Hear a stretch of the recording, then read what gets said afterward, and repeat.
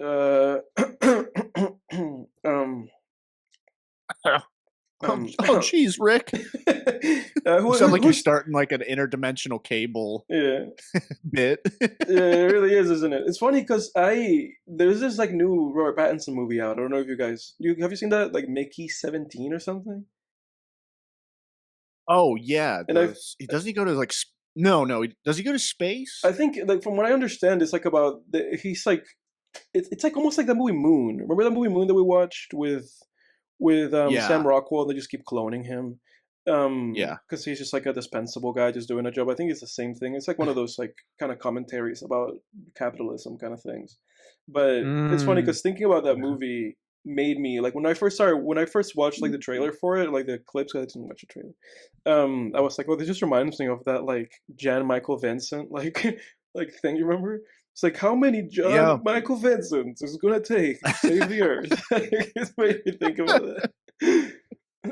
Dude, interdimensional cable was the It was the shit, man. shit, That was dude. like it was like Eric Andre, like bizarro surreal comedy, you know? Yeah, yeah. That show like came out at just like the perfect time Yeah, to just kind of introduce like that way of thinking or that way of kind of that kind of improv creativity, like just lunacy that those guys had going on at the time, and also with all those yeah, kind of like concepts, oh, interstellar travel and multiple dimensions, and you know and yeah, obviously now we're here at the point where everybody's tired of it, but it was yeah, cool, and in 2016, 2017, it was cool. It's cool yeah, once. it was. But talking about things that were Yes, cool. cool is the word that I would use to Yeah, describe Rick and Morty. thinking about things that at some That kind of point, was. I'm just kidding. It well, kind of was. thinking about things that are at some point were hype or hip, right? Let's talk about Playboi Carti. Let's open the show with that. Hmm. Boys, Playboi Carti's "I Am Music" came out last Friday. Um, for those who don't know, Playboi Carti is I guess what you could say, an experimental hip hop rage Hmm. artist, makes music. And he's famous for having made a self-titled album like way back in like 2015. And then in 2017, 2017. yeah, no, that was in Yeah. 2017 that he made Dilit, but his self-titled was like in 2016, 2015. That the one that was 2017 was his self-titled album was April 2017. So it really was the like one our that's just called freshman year of Playboi college, Carti. yeah. That one, Yeah, and huh? then Die Lit. I thought Die Lit was May 2018. I thought Die Lit was That's what 2017. I'm saying. I thought that's what it was. Yeah, that's those are the, you're right. Those are the years I would have pegged Yeah. So, those albums too. Mm. huh? Sometimes Apple Music is a little off I'm with gonna its look this shit dates up. though. Look, yeah, Yeah, I look. was gonna say I don't know. I feel like it could have been 2018. It could have I been. feel like it. I feel like it was Well, Yeah, it for Dilit, was. some yeah, it It was was. reason. 2018. Yeah, and then Whole Lotta Red 2020, and then this S- 2025. Yeah, yeah, So it was like sophomore, early sophomore year. yeah. 'Cause And so it his was earlier in the year too. yeah, and his mixtape was 2017. Somehow I thought that it was like before that. Somehow in my brain I was like, Dilit was 2017. I could have sworn that it was. Um, I dude, same. I have this like false I do memory too. now Yeah, I feel of like I've like had seen listening it. to that album I feel like that I have year. seen it because sometimes people like do those like tier lists and they put like 2016 albums with like Life of Pablo and all that shit, and then Yeah. 2017 and then 2018. 2017 Hmm. was Flower Boy, right? Or the rest I'm like tripping balls, dude. Yeah, yeah, yeah. Okay, No, that Flower has Boy was 2017. okay. Somebody confirm this. I'm gonna look this up. I'm positive. I'm Let me see. positive. It was Flower like July Boy. 2017. I have like Yeah, context. I yeah. It remember was July what I 2017. was doing. Yeah, yeah, yeah, yeah, Yeah, okay. yeah. Regardless, Playboi Carti. He made Dilit, and then he made Whole Lotta Red in 2020, and then 5 years later, um, we have I Am Music, which actually came up ultimately just came up being named Music. It's not I Am. I Am is like the title, the album cover, and then Music is just the album. Mm, Um, we in the last episode of this show, not the last, but the previous, the one in which we talked about Do the Right Thing. We talked about this album. We talked about AI. From what I understand, there's speculation that AI was used like in 5 different tracks in this album, unconfirmed. Nobody's really saying too much about it. Regardless, it's out. And do you boys have any thoughts about what you've heard so far? Positive, negative, like it, dislike it, why, what's going Yeah, I mean, I the only like one negative I have off the bat is not even with the music, but just the album title and cover. It's just kind of uncreative. on? It Like I is, know yeah. that's not a huge deal, but yeah, I don't know. It's just kind of lame. Like I get what he's going for. It's just supposed to be like kind of tongue in cheek, and But but we've it's been like on I don't that, know. dude. Like we've been on that. Like you know what I'm saying? Like if you go back to, Hmm. it feels like we've been on like not to cut off like the conversation, but it feels like we've been on this run of albums from artists that have been very kind of like you said, like tongue in cheek, like just trying to be meta about it, you know? Yeah. Yeah, it's Um, like creatively uncreative. yeah, exactly. And then putting like low effort into the album cover. And I know that No. I know that this would be like a hot take, and I'm not trying to get anybody riled up. If you get riled up, comment, put it in the comments. You can tell me to, stick it somewhere. Hmm. Um, but like an example of this was like Charlie last year. I'm gonna put up the Brad album. That's a Brad album cover. Oh yeah, I've seen that. Yeah, So it's like, yeah, it's just lame. so you know what I'm saying? And then it's like, with all this Drake terrible covers and the Weeknd's had a bunch of terrible covers. All these artists Hmm. have been having, Kanye famously with Donda, just a black screen. It's just black. Yeah. So it's like we've been on this weird thing with artists and albums where they just don't give a fuck about the album cover. And it's fascinating because at some point, starting in the 60s, and then we kind of saw the Beatles kind of like skyrocket what an album cover meant, right? It was like almost like this like artistic statement companion to the album. People were proud to have like this first edition, like Abbey Roads like on the walls, because it's Hmm. like, oh, this is great art. It's a great picture. Or the Sgt. Pepper album is a great like cover with a bunch of meaning in it and like a bunch of stuff that Because you can. before it was just like the picture of the artist, like a Exactly. portrait. Yeah, and now Yeah. we've gone to a point with it where it's almost just like this like meta thing, right? Like this postmodern thing where it's just a name or a black album or some horseshit. And this album is just the latest Hmm. offendant of that. But go ahead. Yeah. No, to add to that, one thing that I hate is kind of along those lines is just like making your album cover like a blatant copy of something else or like another album cover. Like Mhm. I think Metro Boomin, which I'm not picking up a Metro Boomin tape anyway, but like Metro Boomin put out some album like a couple years ago, and it was just a copy of Pink Floyd's like Guy on Fire album Yes, cover. yes, 100%, yes. And Yeah, it I was remember like, that. I why are remember that. we copying like that's one thing that I really hate is like when hip hop like blatantly just kind of like copies something from rock music. It's just like, man, like hip hop's another it's like it's a cult, it's its own culture, like why don't we keep creating stuff that's iconic for hip hop, Yeah, Same with Whole Lotta Red. At first, I thought Whole Lotta Red was a really cool album cover, and then I find out that it's like, oh, it's just a copy of like some magazine cover from the '80s, but they just put Playboi Carti's yeah. face there, And and I it's was funny like, that's because fucking lame. even people like Tyler have been guilty of that, right? Because people accused Tyler of doing that with fuck, what was the name of that album? I'm not the biggest Tyler fan these days. I've kind of lost a Me little bit of the neither. magic with his music. Me Um, too, dude. it's funny that you're in the same spot. Same, like, Dude. He used to be in my top 5, man, and I Yeah. just don't care about Tyler anymore. like Tyler releases don't excite me. No, I don't get excited about his I was never releases. like all in on Tyler, but definitely had some songs in rotation. But I can't tell you the last time I've listened to a Tyler the Creator Like song. Call Me If You Get Lost, right? That's the album that I was thinking about. Like that cover. That's not an original cover Uh-huh. either, because that's just a rip Oh, it's off. not? That's just a rip off of the fuck. Shimmy Shimmy Shimmy. Who is that guy? Why am I blanking on all these people's names? Oh, yeah, you're talking about that song that's in like Breaking Bad when Jesse's like dancing around Is there with Old Dirty Bastard? in Old the Dirty Bastard. lab. I don't know why I was blanking. There's the Yeah, Old yeah, Dirty yeah. Bastard Okay, cover. yeah, That's the album exactly. cover. Yep, That's the yep. Tyler He was cover. in Wu Tang, Yeah, he was a right? Wu-Tang member. And he Yeah. passed away after this album. But I don't know why I'm blanking on all these guys. But that's the thing, like with the Tyler cover, like you can look at that. That's the ODB cover, and then this is the Tyler cover.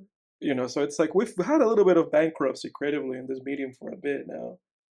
Yeah, And it's also not, dude. Chromacopia. I have And not an even album listened to cover shouldn't. Chromacopia. I have not even listened to it. And I don't. I'm not running out to listen to Chromacopia.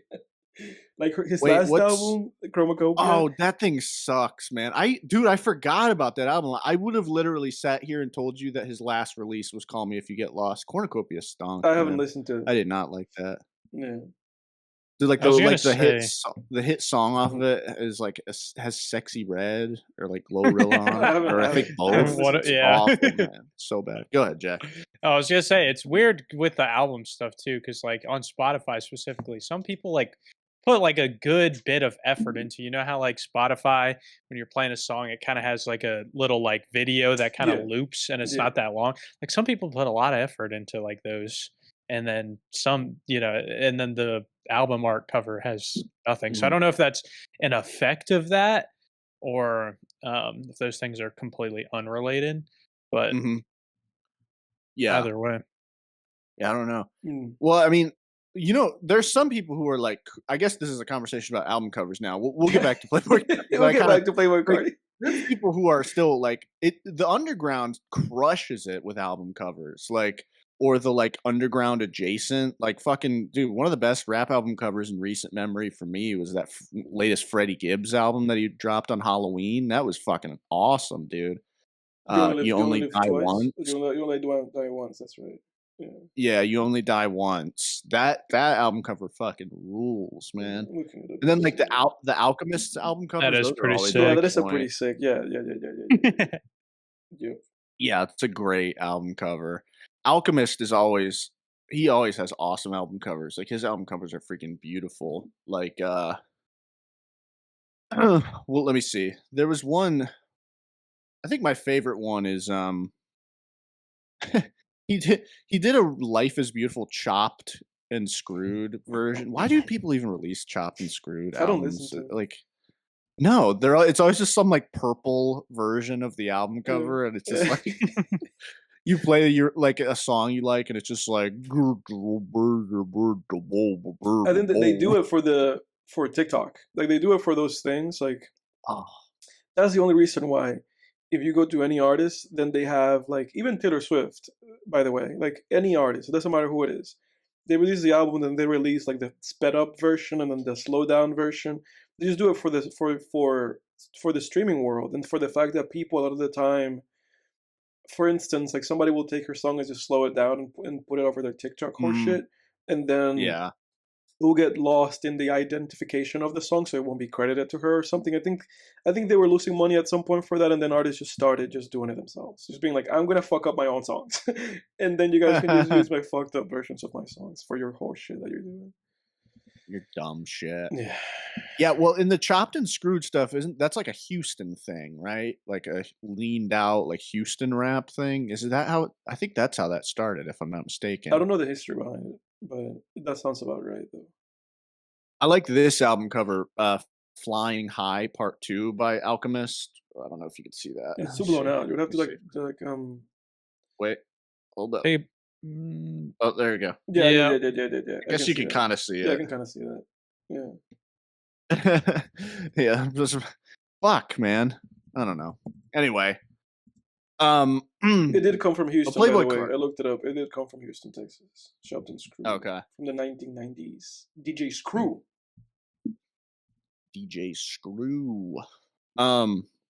Yeah, Playboi Carti. But anyway, what's really important is the music. Yeah, I guess so. But I think the point that you were trying to make ultimately is more or less that I guess it's like kind of more underground artists are kind of in a situation where they're just forced to have kind of like eye-catching, right? Like album cover just to get people's attention. Where a lot of these bigger artists are just kind of taking that for granted. Like people are going to listen to our music anyway. I don't have to pay nobody. I can just go on MSR and write the name of my album and just say that's the album cover, which is the case for just like the Brat cover or just this Playboi Carti thing.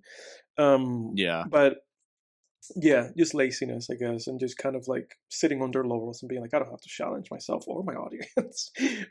Yeah. But then what's Yeah, left because a is the great music, yeah, a great looking album cover will make me click. Hmm. Like if I don't know what it is, and Hmm. I'm like, oh, that looks cool. I'll click Yeah. on it, and then I'll listen to some of the songs because I guess the way my brain probably works, and I'm guessing a lot of other people's do too, is like you see an eye catching album cover, and you're like, well, the album's already communicating an idea to me Hmm. visually that I Hmm. like, so maybe in an auditory way, hundred it'll do percent. the And same thing. there are albums that I've added to my, I don't know if I can find like any examples, just like kind of thumbing through them.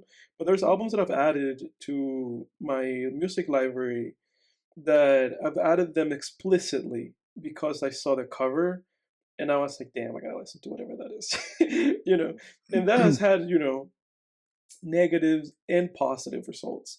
But an example of a positive one is Bright Eyes. I'm wide awake, it's morning. This is the somehow it's like now animated, but this is like the album cover for it. Can you guys see it?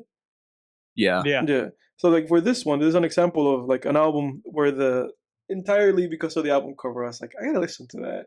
Ended up having yeah, a great yeah, experience. I talked about it in the podcast. It's kind of like a folk, like an alternative folk album, and it's great. So you can have those kind of experiences with music, like you said, Jake, just explicitly because something about it, it's already communicating an idea to you.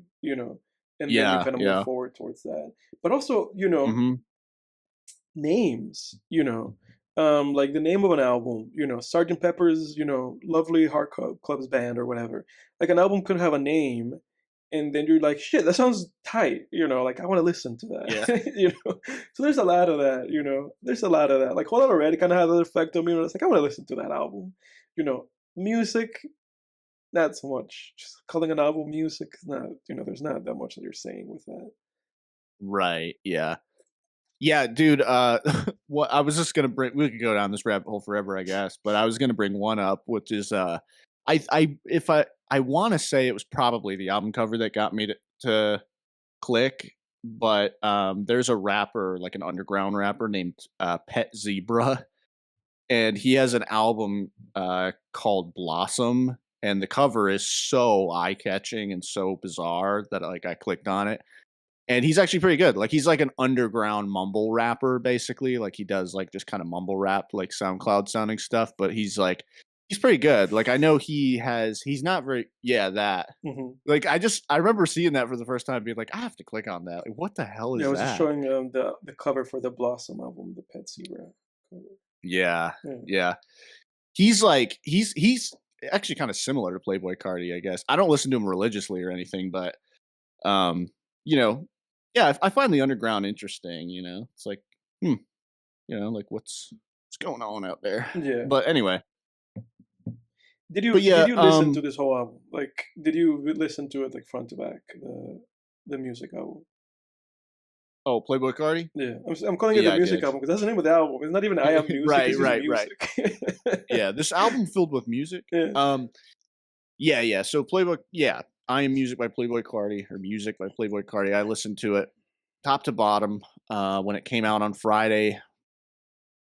And my first experience, like my first listening experience with it, was great. Like I really found myself just excited, like for the next. It was like one of those experiences where it was like I was very eager with each song. I was very eager to get to the next one and Hmm. hear like what strange new sound, both instrumentally and vocally, I was going to hear, but also kind of held up and taking forever to actually get through the album because I kept replaying certain songs because Hmm. I really enjoyed them. Hmm. Um, off the rip, like ones that I was running on repeat a good bit, were probably like Crush with Travis Scott. That's Yeah. a solid one. I I liked liked K-pop quite a bit. I liked K-pop too, but I also liked Pop Out. I liked Pop Out, dude. Oh, that was the first That was one, the right? first one. Yeah. Pop Out. Yeah. Yeah, that one. That was a good intro to the album because it's like the ragiest rage beat ever. It's like it lets you know that this Hmm. is a rage album because rage is an interesting subgenre of rap. Like to me it's gotten to a point where it's I don't know, it's like you could almost distinguish it from trap, like because it's technically a subgenre of trap music, but you could almost make it its own subgenre in and of itself because it's a unique subgenre, and it took a while to reach its full form because like if you go back and listen to Playboi Carti's original mixtape Mhm. from 2017, like that self-titled mixtape, and then like Love Is Rage by Lil Uzi. It's not quite rage music yet. It was like in its infancy still. It was like it was like still in the womb almost, where it's like you could hear the beginnings of it, but I don't really think rage reached its final sound until Whole Lotta Red. I think Whole Lotta Red really was like, this is the rage sound, because like Love Is Rage 2 by Little Uzi and then Playboi Carti's self-titled mixtape and Die Lit you could just call those like trap. Like back then I didn't even know what rage music was, and I don't know if it had even been coined yet, the term. But you had then in like 2020 when Whole Lotta Red dropped, and then a little less than a year later Trippie Redd dropped Trip at Night. I think those are two albums that really solidified like the rage sound, Mm. in my opinion. And then you got all this like, you know, Ken Carson, Destroy Lonely, Yeet, All the and imitators then in the right, innovators that came around. right, exactly, yeah. And then other people even like hopping on rage beats, like maybe not rage artists necessarily, but people who are, certain rappers that will just go and do a rage song. But anyway, but yeah, I think my favorite one off of this album is I See You. I think that's a great one. That one is just very like ear candy to me, like pleasing to the ears, very Mhm. experimental, just very like, man, like just very layered instrumental, weird sounds in there. Um, there's a lot to like here. I will say though, kind of a weird experience because like my first listen, I was just like, wow, this is like a trap Death Grips album. And then it's like when I went back and listened to some of the songs again, on like the second, third, fourth listens to like some of my favorite songs, there was sort of like a disillusionment. I almost kind of quickly fell out of love with it a little bit, where I Mm. was like, it was almost like, because you know how you'll re-listen to a song sometimes so much that like you start to hear noises in the background of the instrumental that you didn't even notice before. Have you guys ever Mhm. experienced that? Oh yeah, definitely. It it was almost like that happened on these songs, but only on like the fourth listen, where I was like, it was like I saw through the experimentation and was just like, oh, these just kind of sound like just kind of like more generic rage beats now. Mhm. I don't know. And then I will say, like, one thing that keeps this album fresh, I think, is I think Playboi Carti kind of realized that the rage beat and the rage sound is already getting a little played out. So I think what he did on this album is he really focused a lot on his vocals. Like for me, a lot of his past work have been very beat centric, where at least for me, I'll listen to it and I'll listen to Playboi Carti songs. It's generally more about the beat, Mhm. and I don't find him all that interesting. Mm. He's just kind of there as like, so that I'm not listening to an instrumental, basically. Yeah. But on this album, he really stepped up, and I was actually more interested in Playboi Carti than the beats, even on my first listen, where Mhm. I was like, continually interested in the different weird inflections of his voice and the use of auto tune and modulation and ad libs and just melody cadence. I was very just like, what's he gonna do next? Like I was like, Mhm. what the fuck is this guy gonna say or do next? No, I don't. Who cares what he's saying? Yeah. But what's he gonna do next? With his voice. And there's some parts on this album, like the song, I think it's which one is it? I think it's Crank. Mm. The first like 10 seconds of that song, he's doing like this weird thing with his voice where it sounds like he's like getting cut off mid sentence, and then like it almost sounds like he's dropping a bar and then mid bar someone started like pressing on his throat just a little bit. Like Mhm. he's just doing some weird like Lil Wayne on steroids type shit with his Mhm. voice, and I dug it, I found a lot of Little Wayne in this So album. I also I forgot like to know like which yes. songs. So there's songs here that I was like, this sounds like a 2010s like Wayne song. Like Yeah. there's specifically a song there that I was like, you could have put this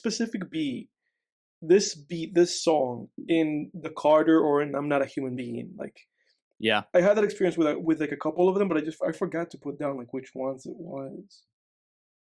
Yeah, there's so many Yeah. songs on this album that it's hard to I should have taken notes, but I didn't think of it obviously, but Yeah. the features on this are great. Like Travis, Uzi was a really welcome addition. Like it's good to hear those guys back together and making music together again. But yeah, there's one song on here. I agree with you, Edward. There's one beat on here that's like a 2010s like Gucci Mane beat. Yeah, Like dude. Like you know, it reminded me of that song like John from the Carter 4. Like it's that kind yeah, of thing. And yeah. I was like, what is this? You know?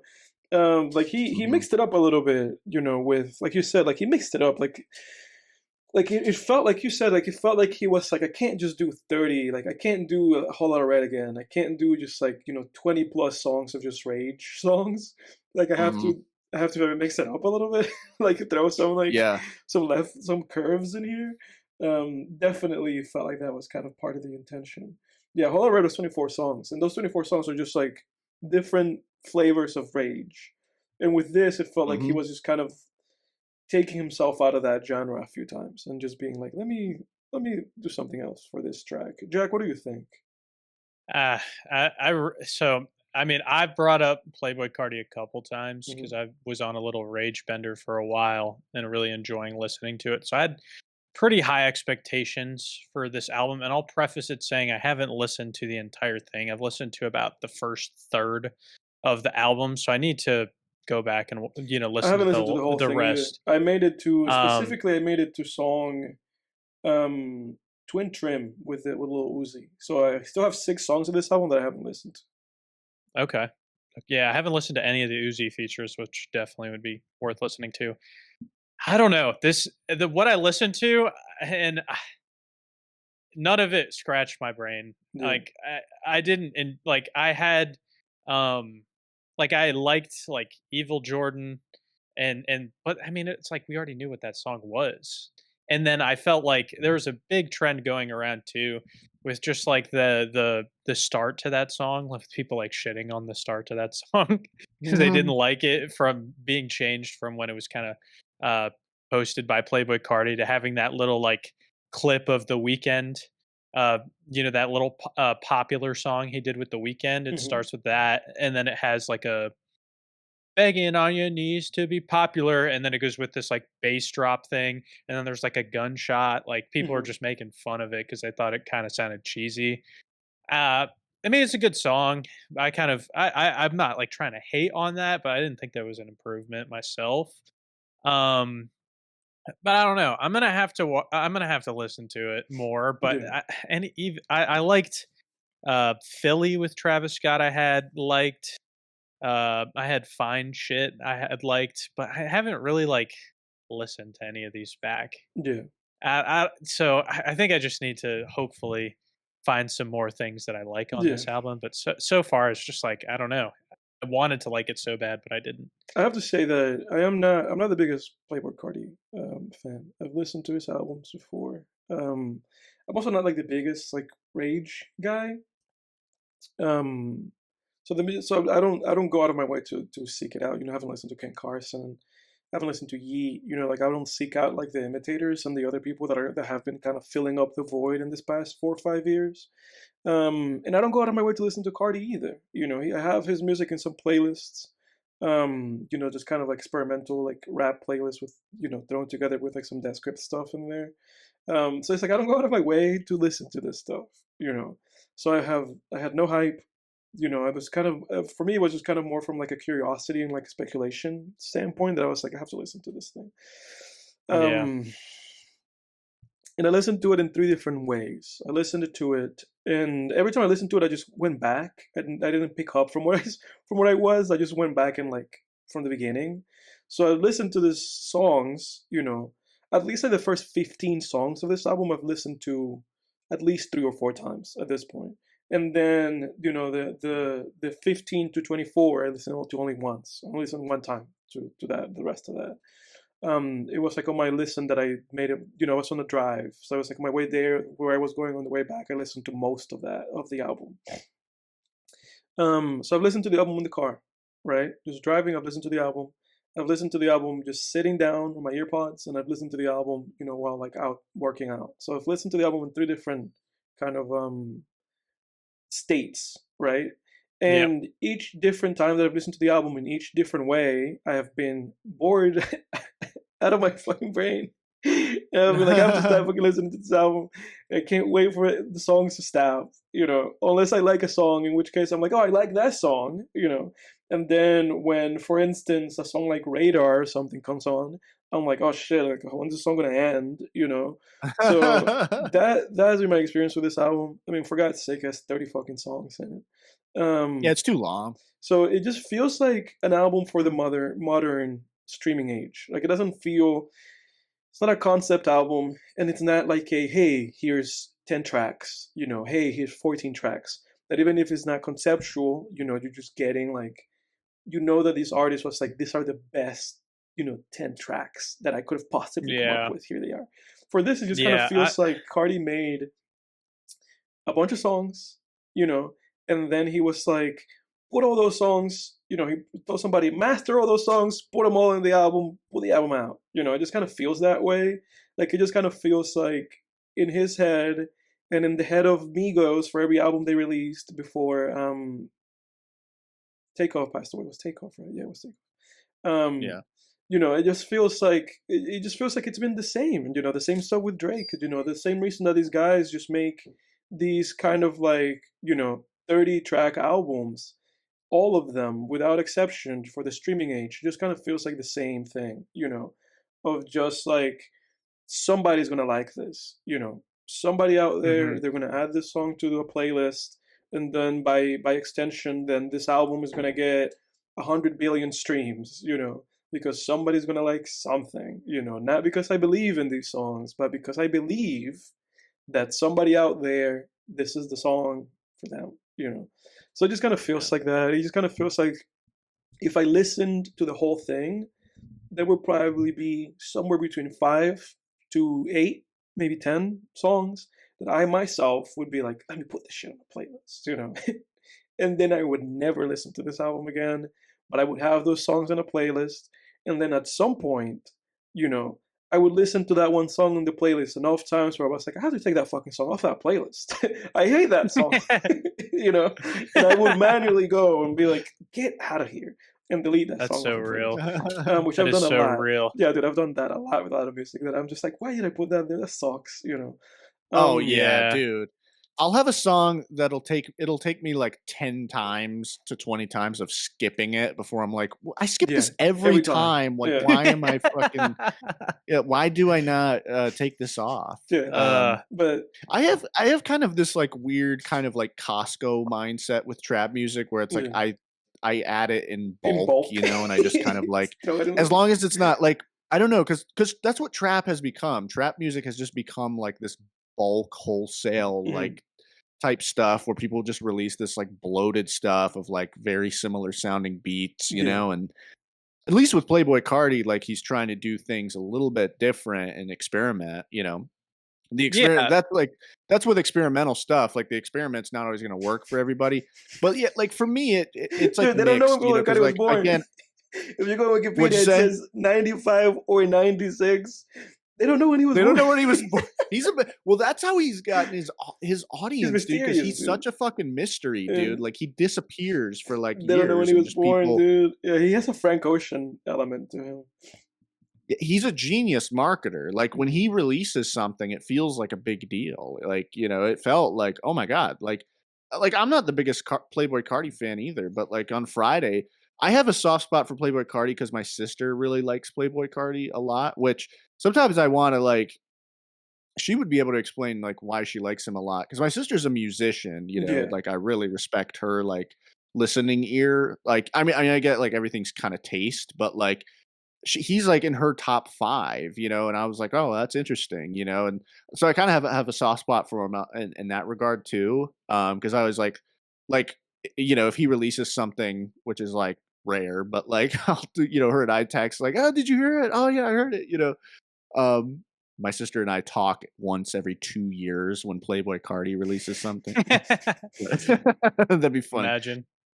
That'd be sad. But yeah, like when he released the album on Friday, it felt like a big deal because it's like, yeah, it's just that like air of mystery, like that which is scarce feels like way more valuable. But yeah, kind of lost my train of thought, but well, anyway, like yeah, with trap music, it's like I have kind of like this wholesale like bulk mindset with trap music where I'm like, if Yeah. it sounds pretty good, I'll add it to my like trap. I have like a big bloated trap playlist. Because You with do have a trap big bloated music, trap playlist. what'd you say? So you do have a big bloated trap playlist. I've seen it. Yeah, it's like fucking 120 hours long or something. It's because like trap is like for me, it's very like motivational. Like ride around the car, bump it, listen to it in the gym. Yeah. If I'm taking a shower at the beginning of the day, I'll listen to it on a speaker. Mhm. To get pumped for the day. Just shit like that. So, but yeah, like there was like a disenchantment with this album. Like after like the first listen, it was like a sugar rush, which I guess Playboi Carti, his music is like it is like this sugar rush effect where it's like I think it was like the first time I listened to this album, it was like this sugar high, and then the next few times I was like, oh, it's not really hitting. Like I'm kind of crashing, Yeah. Um, Yeah. And I think like I want to tie into one of the points like Edward made is like I think Playboi Carti for me is like a use case artist where it's like I'm listening to Playboi Carti when I'm in the gym. yeah, yeah, And I'm listening to that genre in the gym just to get me going. And I so when it doesn't really hit that fix for me, I think that's why it felt like the first 10 songs fell flat for me. Because I Yeah. was in the gym when I was listening to it the first time. I was just like, eh. I was like 10 songs in and I was like, all right, I gotta listen to something else. Like this isn't doing it. Yeah. yeah. Um and Music's so maybe very it's in mood. that context. Mhm. Maybe it's just in that context. Maybe if I sat down and listened to it, maybe it'd be like a little bit different, and I'd notice some more of the things like Jake that you notice with like his vocals and stuff. Yeah. But like, unlike you, like I'm a very picky motherfucker when it comes to like the music that I like. Like I have to be in love with the song to really listen to it more than like 2 or 3 times. Like, Yeah. Yeah. or it's just like I'm not gonna add it. If I add it, it's going to be skipped indefinitely. Yeah. Like I'm very, very. It's not really like a good thing, but I'm very selective with like what I listen to. Yeah, And it and has to scratch the I'm very itch. similar to you in that sense, Jack. Because for me, I listen to these albums, like I'll listen to an album front to back, you know, and as I've been doing with this whole like album listening stuff that I've been doing, and I'll add like maybe 2 songs to a playlist, and then I'll just leave everything else there. Even if I like the album, even if I'd be like, oh, I like that album, but I really only love these 2 songs, I'll put those 2 songs somewhere.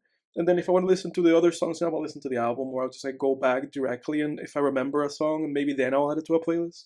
But yeah, I don't like grab like the whole album and put it on a playlist because I know I'm gonna hate. I hate most things, so I know I'm just gonna be like I hate that fucking shit. I just need 2 songs. But yeah, with this Cardi album, it just feels like more of the same, more of the same. Whole Lotta Red was already that. Like Whole Lotta Red for me was already that, where it was already like, oh, I like Metamorphosis and a couple other songs. Yeah. And then this is just that again. The funny thing with Dilate is because, and I think that's why people like love Dilate so much, and people still think about it as like maybe like the high watermark of Cardi's career. I think it's because of with Dilate, it just felt like people just loved that project, and it wasn't that it was like, oh, I like 5 songs out of those 25 songs. It was like people just loved like the whole like 15, 16 songs in Dilate, because they just felt like cohesive quality wise, and like there was intention, but also the streaming world was a different thing in 2017, right? 2018. And now we're just, I don't know, man. We're doomed. It's just content. It's just content. Yeah. Nobody's making albums, you know. The Weeknd put out like a 20 plus something album. I listened to that like once. Didn't add anything to any playlist. You know, not to speak Yeah, of the Weeknd. quality of the album, because I wasn't Weekend's kind of whack. I wasn't paying that much attention to it either anyway, but yeah, I don't know, man. I don't know. It just feels like I'm not a musician, so I really can't speak for like that element of it, you know, but the only thing that I can really say is that it feels like with music, especially with a lot of this kind of modern music, it just kind of feels more like just sound waves to fill up space and time rather than like anything to like make you feel like, oh man, I'm a fucking different person, or I feel inspired by this. You know, I don't think I feel inspired by music maybe since like 2018. You know, and I mean that in the sense of like new music, not in the sense of like by music in general. I listen to all shit all the time that I feel inspired by. Yeah. But I feel like Because otherwise that'd be clinical depression. yeah, but, like but what I'm trying to say is that I feel like people have not been putting up work in a long time that Yeah. I feel like, oh shit, this is like inspiring, you know. It just feels like, oh, this is cool and this can waste my time while I drive, you know. Yeah, I kind of feel that way too. Yeah, I don't know. I'm trying to think of like, yeah, I haven't really like, yeah, there definitely hasn't been like music I've really related to in a long time. That's like come out, like you said, come out. Maybe in I'm a just older. contemporary. Maybe I'm just old. Maybe when you get old, you just That's what I kind of thought, man. Like, on it, genuinely, like mid-20s, I was like, I hate all these rap songs that are coming out that are like mainstream. It's like, I'm like maybe I I'm just used older, to bro. like I used to like some of the mainstream rap music, and it's like when it was coming out, when we had our guys in 2016, and even in the early 2010s, going into even 2020, I was like, I was on board. Like, I like those artists. Like, and then one day it was just like, nope. Yeah. Like, and look, I've not been able to get that look, back. man, So maybe it's I'm in my maybe late it's 20s now, mainstream too. so I feel like, you know, just to give like leeway to the youth. If you're listening to this, just The give us your youths. thoughts on this. The youths on this whole conversation we that we've old? had. Did you love the whole lot of red? Not a whole red music. Give us a comment. What did you like? Hate on us? Whatever. You do it. But what I'm trying to say is that, you know, just to give some leeway to the youths. Maybe I'm just an old guy now, dude. Maybe just your mid-20s, you just start hating on music. Well, it's hard to like, it's hard to really get into like, you know, I feel like It it was has to be said easier though to that Playboi Carti is older than all of us, so it's like yeah. it's not like he's a young guy, but maybe he's just making, maybe his music is just not for the people his age. I have no fucking idea. I don't know. I mean, my thing is like it kind of feels like I think trap music like that, like party club friendly music like that was I think it's always better when like life is When you're situated in a position to actually enjoy that within the context, right? But it's like, yeah, we're not exactly. going to Like parties, you in know? college, that stuff was great because we were like partying, you Yeah. know. But like, I definitely like I remember during during the pandemic, dude. Like when we graduated college and I just come home and I'm like stuck in the house and working a shitty retail job and Yeah. like had a shitty ass fucking girlfriend at the time and stuff like.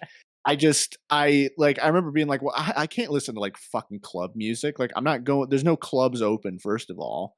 And it's like, yeah, it was like, what context am I going to listen to this in? I'm not excited about life or anything, Mhm, like mhm. at that time, but I don't know, like, yeah. I think, like media is kind of weird in that way. Cause I think there's like a South Park episode about that where it's like the member berries or whatever. I don't know if either of you guys have seen that, but it's like, it was like a comment on like nostalgia culture and stuff. But it was like people would eat these like member berries and they would like talk. They were like, remember, like, Indiana Jones, remember Star Wars, and Mm. like they would eat them and like they'd get high off of them and be like, oh, I remember the good old days, and yeah, it's like it's like there's yeah, it's like with media, like I don't know, I feel like that shit just it's a good reminder to just stay, I guess, on a trajectory that of life that you are happy with. Because otherwise, like media like that just starts to like fucking depress you. You know what I mean? Yeah. Like, like I'm thankful that I still find trap music and stuff exciting because I'm still like excited about life generally, you know? But yeah, I don't know. I definitely see how like people would, just fall off of certain things. But kind of more what you're saying, Edward, like yeah, music that really inspires me too. Like I remember when I was younger in high school, like I remember just listening to like Tyler the Creator's like Goblin or Wolf albums, Mhm. or like all three of those, Bastard, Goblin, and Wolf.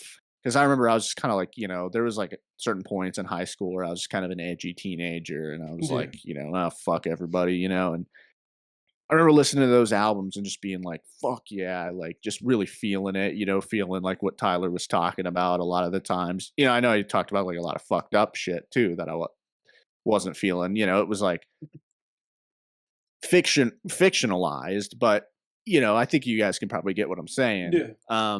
But yeah, I haven't listened to anything like that. Or like Kid Cudi, like in college I got really into Kid Cudi, and that was like I felt very like inspired and moved by a lot of his music, his older stuff. So you can Yeah. still find But that's older the funny. That's stuff the that funny you're thing, man. Those guys into. are washed, man. Cody's washed. Right. Exactly. That's the point. Like that's the point I was making. Like Insano, like I don't think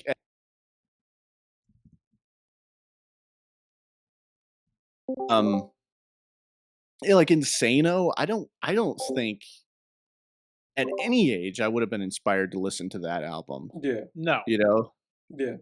Like who the fuck is like listening to Well, Insano and dude, but being that's like, all. oh, But I really feel what Cudi's saying on yeah, this album. but He's not saying shit. that's the funny He's not thing, saying man. anything. That's the funny thing, man. That it's just like Cody's washed. Kanye's washed, beyond washed.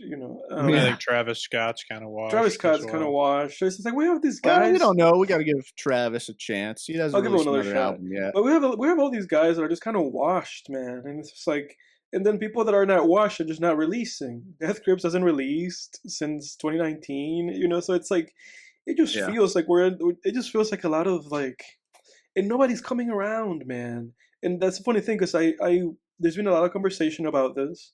There are no new popular hip hop and guys, All Yeah. these guys are guys that have been there, Cardi's been there, Uzi's been there. These guys have been there since the late 2010s, and these are guys in their 30s, All of these Yeah. guys, they've been there. There's no new guys. And then the new guys that were at some point would have been the guys like that would be now like our age, like in their mid to late 20s, are dead, man. XXXTentacion, dead. Juice World, dead. Like the guys that were like the Yeah. up and coming guys, they died, man. Mhm. So then it just feels like we're left in hip hop with like a bunch of washed like dudes in their 40s, and then just dudes in their like 30s, in their early 30s, Uzi and Cardi and like all these other guys, and Travis, that are just making like very like you know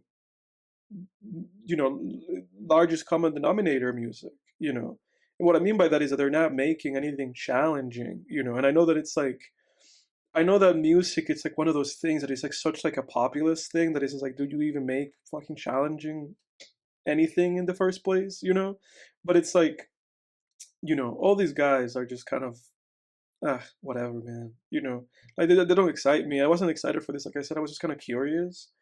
I'm excited when I'm excited when like Gibbs is putting something out, or like Yeah. when Earl is putting something out, because these are dudes that I know that they're just not trying. Like for me, those kind of guys are guys, and funnily enough, somebody like Frank Ocean, despite how popular he managed to be, is also one of those people. That for those people, I think about them as like actual artists, not just musicians, because those are just people that were just actually trying to uphold some kind of quality, right? They're like, oh, I'm trying to say something, and I'm trying to say it like in the best possible way, And with these other guys, they're just trying to say something, So it's just, Yeah, Yeah. it's just very unmotivating. Yeah. No, I feel you, man. Yeah, it's weird. I don't know. It almost seems kind of like, I don't know. I mean, I love hip hop, but you know, what's going to be the next genre to Yeah. like take over? Because it was rock and roll for like decades, which maybe it'll Country. still right. Oh Country, God, no, dude. God help us. No, you Oh. There's a big trend. You laughed at that, but that's actually true. Like, it's funny that you laughed at that because Jack's actually right. Hip No, hop I is know, hip hop is he on the is. decline. You know, we're not hip hop is actually legitimately on the decline. Sucks. And then country is like the big new thing. You know, Beyonce did a country album, she won a Grammy. Post Malone left hip hop. Post Malone's been doing country music. People are just fucking making country music. You know, Morgan Has he Wallen's really? just like, I mean, massive audience. People yeah. love So it's him. like, dude, Dude, I hate country like, so much. dude, country music is 100% posturing itself to be like the next big thing, if not just pop. Because pop Yeah. itself, just pop music, with a lot of new names like Olivia Rodrigo and Chaperone and Charlie XCX, like, you know, like pop is also posturing itself to just take over again and just be the big thing. Because pop was the big thing for like in the 20s, you know. I mean, Yeah. not in the 20s, like in the 2000s, like 2000 to 2010, Oh, yeah. you know, it was pop. And then we've had hip hop, you know, since then, you know. With Britney Spears and all those people that were making pop music then, it's kind of getting back to that. It is like a weird country pop mesh, though. Yeah. It's like where the limelight is. Mhm. And then you see like some of the pretty country artists stepping into more of the pop and vice versa. Some of the pop, you know, genre people putting out a couple country songs just to kind of like get in the mix. Yeah, exactly. Isn't And it strange? and then like alt, you know, like southern rock and Americana has had a big like you know, kind of like resurfacing too in the 2020s with a lot of people that are making like really interesting music in those genres. I've been listening to those genres, you know. One of the people that I listened to the most last year was this guy named MJ Lenderman, who he is just exclusively just making like southern like alternative rock, and in some ways and shape and forms he's been making just kind of Americana like country music. And he was big last year in terms of a critical response. I think Pitchfork gave his album like a 9 point something, you know. So it's like these people Wow. have been just kind of making a lot of waves, you know, in these music genres, and hip hop is just offering the least amount of, I don't know, innovation. It just kind of feels like it's kind of plateauing. And I feel like It this Playboi is. Carti music, this Playboi Carti album, I feel like it's also like an emblematic moment in the history of this medium, because it's that, right? He didn't reinvent the wheel in this album. He kind of tried he himself, just like you said, Jake, it feels like he himself in this album just kind of was trying to unpigeonhole himself. You know, just kind of take himself out of the box and be like, I can be more than this, you know. Yeah. But it doesn't feel like he pushed anything in any given direction, you know, that the No. music wasn't already there to begin with.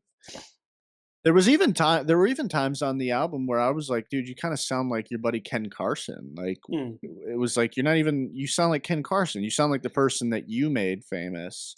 You know, it's like, why are you copying the people on your label? Yeah. Like, I don't know. It was like, oh, it sounds interesting for Carti, but it's like, this just sounds like Ken Carson or Destroy Lonely on some songs. Yeah. But yeah, you know what dude, Edward can attest to this. I said this back in 2017, 2018. Trap ruined hip hop, dude.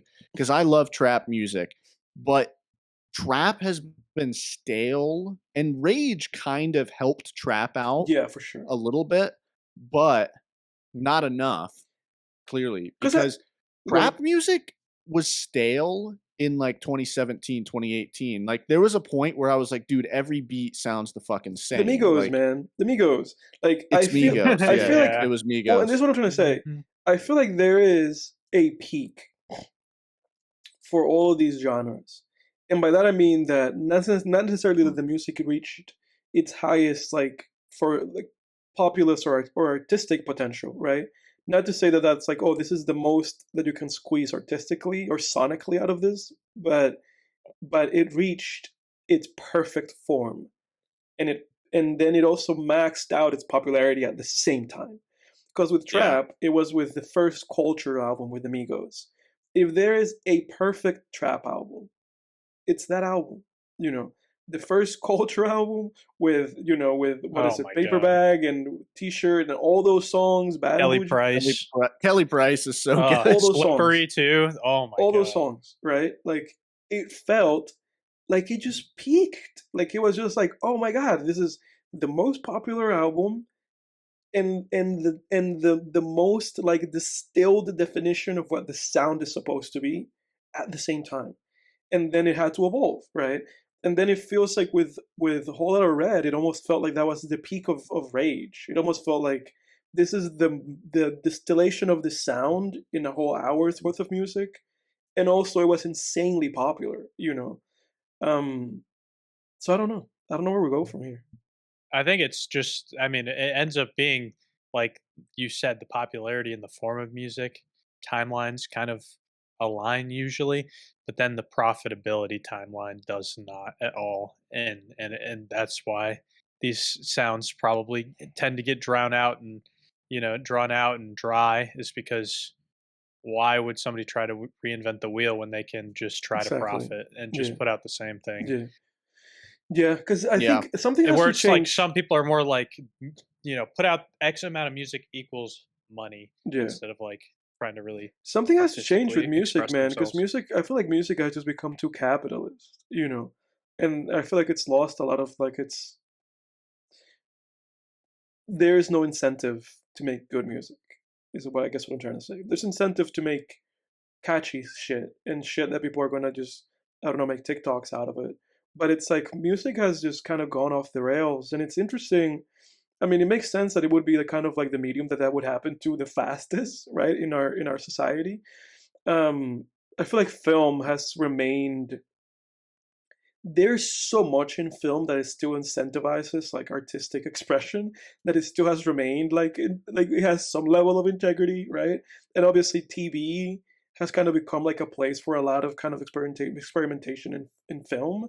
But I feel like music, man, unless it's music for movies, in which case it's like a soundtrack or something like that, a lot of this shit that people are making, it's just like so like derivative. It's just there to exist.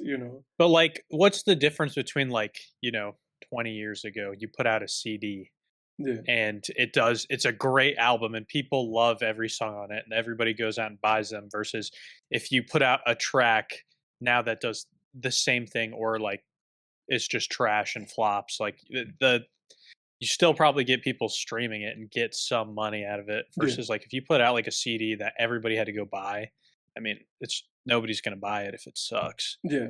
Yeah. Yeah. For sure. I feel like Or if the older. last two things you've put out have sucked. Yeah. Yeah.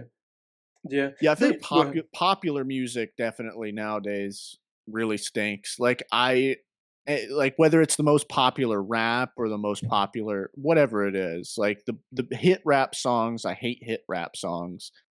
I feel like the popular music of older decades, of like decades past, was better. Like the Yeah. 2000s, the 90s. Like if you listen to the popular music, the music that was popular, it sounds like it was popular for a reason, because it just felt like a song that comes to mind is like Black by Pearl Jam or Mhm. something. It's like Mhm. the song just feels sincere, it Mhm. doesn't feel like they were just trying to like, make something catchy, or even like Right. Smells Like Teen Spirit by Right. Nirvana or Right. whatever. Because it's funny because But at some point music was about authenticity, wasn't it? yeah, Including yeah. hip hop. Hip hop was the authenticity medium. It was all about fucking being authentic. If you were fake, if you were not writing your lyrics, that was the whole thing with Drake and Meek Mill and something. I feel like Drake surviving that Meek Mill beef when they exposed him for ghostwriters. I feel like that was the break of hip hop. Like you can probably take Yeah. it. You can probably take it to that moment in which it stopped being about being like authentic. Because that was hip. It was like you were rapping about your life, whether it's because of the drugs, or whatever.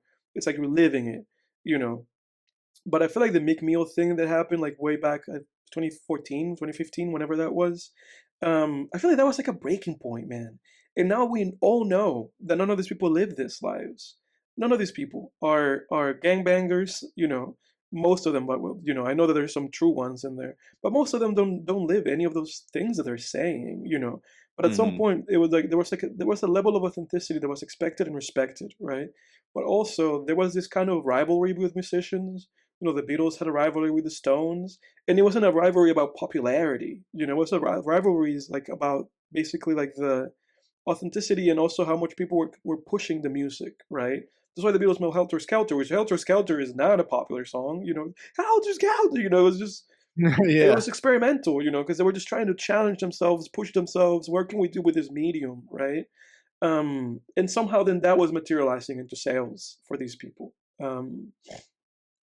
So I don't know. Yeah, I think now what people respect is whether or not you sell. I don't think people respect whether or not you're authentic or whether or not you're making anything substantive. And I mean that in the popular music kind of shit, right? People in the underground, they're always trying to make something good, or just smaller artists. But these guys, like these big guys that are, you know, selling 1 million copies first week with their albums, I think really the only respect that they have is whether or not they're selling, you know. It's Yeah. not whether or not they're making anything interesting, you know.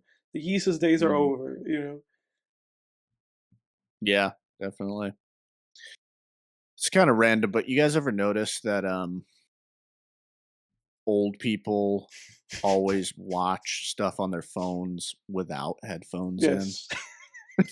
Yeah.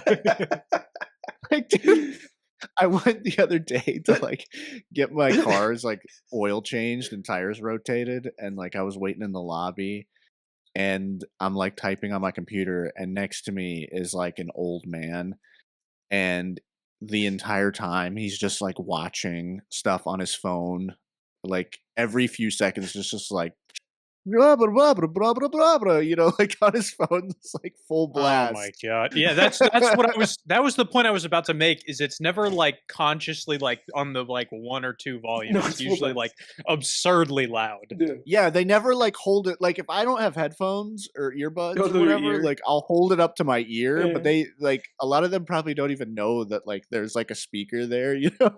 Yeah.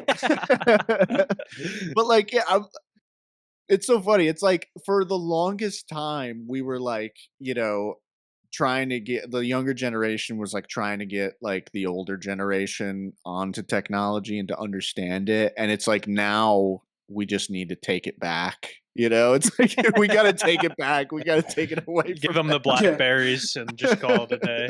I wonder how this stuff is gonna translate to us, right? Because we're the generations, you know, that have just grown up instantly with technology. So we've like it's almost like Yeah. we're like cyborgs. We've just it's like a second hand to us. But I wonder how technology is gonna advance within our lifetime.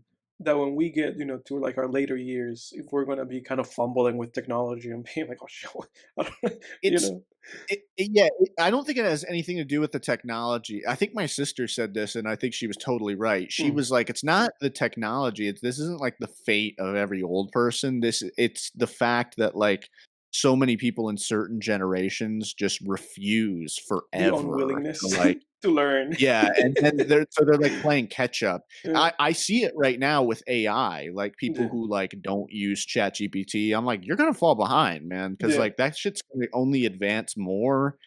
And you know, like it is one day going to be like, oh, remember when we used to have to look shit up on Google and look at like Quora, you know, or Mhm, Reddit, mhm, you know, or like Oh mhm. god, whatever I it is, hate Quora. or like search. Yeah, I know.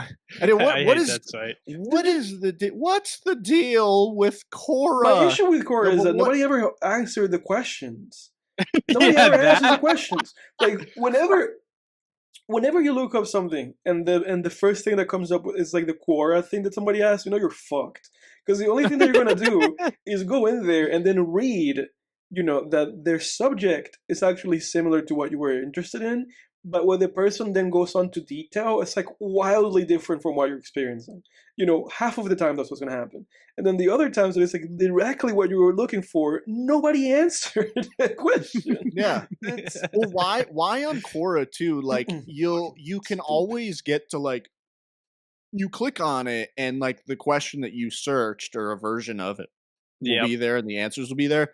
But then if you click on anything else, it's like behind some kind of paywall. Oh yeah, you gotta like log behind, in or some shit. I Yeah. don't get that. It's such a dude. It's such a useless site. That and like WikiHow, those like fucking drawings and shit, where There, it's like step dude, one, there's a little bit of a befriend your coworker. there's a you little know? bit of there's a little bit of like a cheat code that I found. I don't know if you guys experienced it with Quora.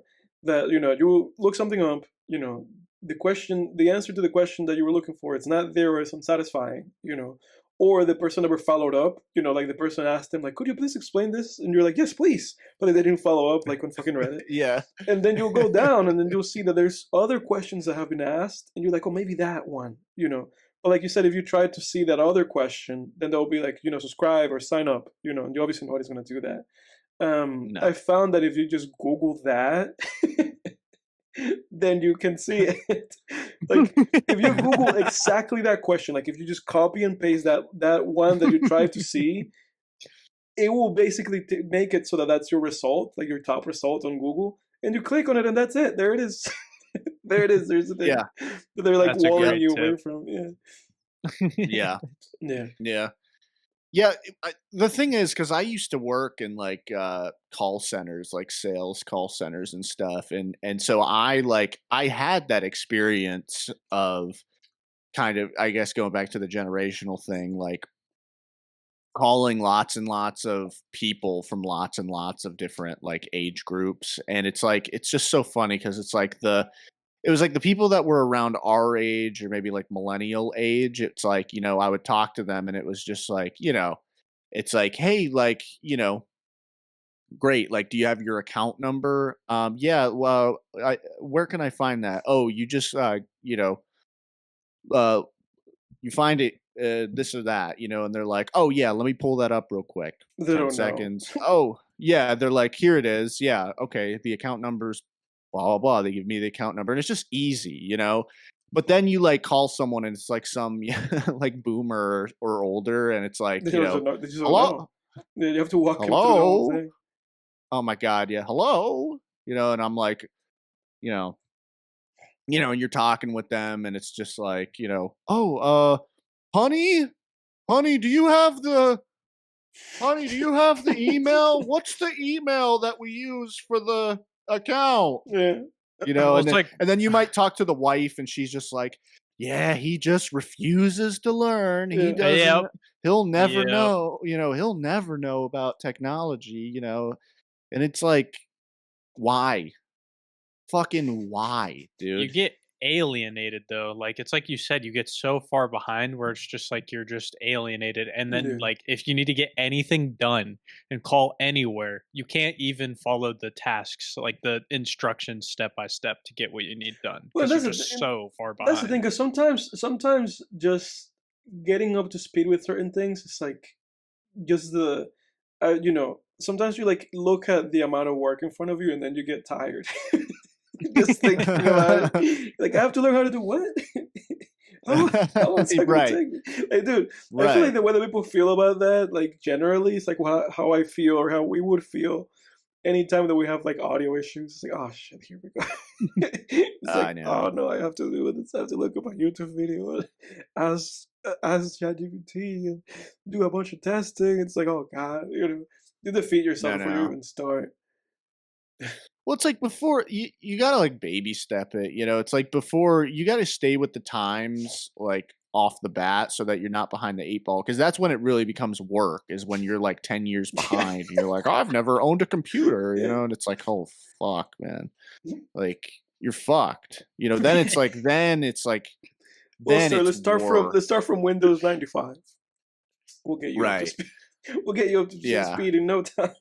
Yeah, I've never had an email address or some Yeah. shit. You're like, well, I remember being on the phone with certain people and being like, "Oh yeah, you like find it on Google," and they're like, "Well, I have Safari," and it's like, "Oh my god, like Safari's the fucking app, and Google is within." It's like, god damn, man, oh my god.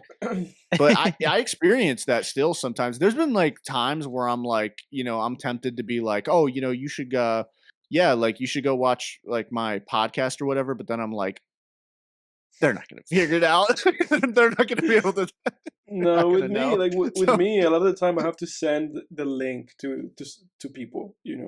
Like if yeah, somebody's like, "Oh, yeah. I'd like to check it out," I'll be like, "Oh, I'm gonna have to send this to you. You're not gonna figure it Gotta out.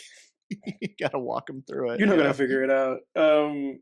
Okay, boys, let's get into the movie of the week. What do you guys say? Oh yeah. Okay. Do it. I don't know how much we're gonna have to say about this movie, but we'll get into it and we'll go from there. The movie of the week for any of those to whom that has remained a mystery, to any of those for whom technology is a mystery and they can't read the title of this video. Yeah. Who think the full movie? We posted the full movie here. Like everybody who comments that, It's gonna get roasted. shut up. Yeah, no, they're gonna get roasted. Yeah, just shut the hell up. Like we're not posting full movies on YouTube for you to watch. Mm. You got to go to our sponsor for the day, Put Locker, for that. Shouts out to one of our lifetime commenters. Shouts out to Old Lang in the comments. Thank you for keeping it bumping down there. Intelligent. Yes, indeed. We watched Infernal Affairs, 2002, directed by Alan Mak Seo Fai and Andrew Lau Wang Kyung. And it's written by Felix Chongbangs Koon, and then Alan, the director, is also one of the co-writers.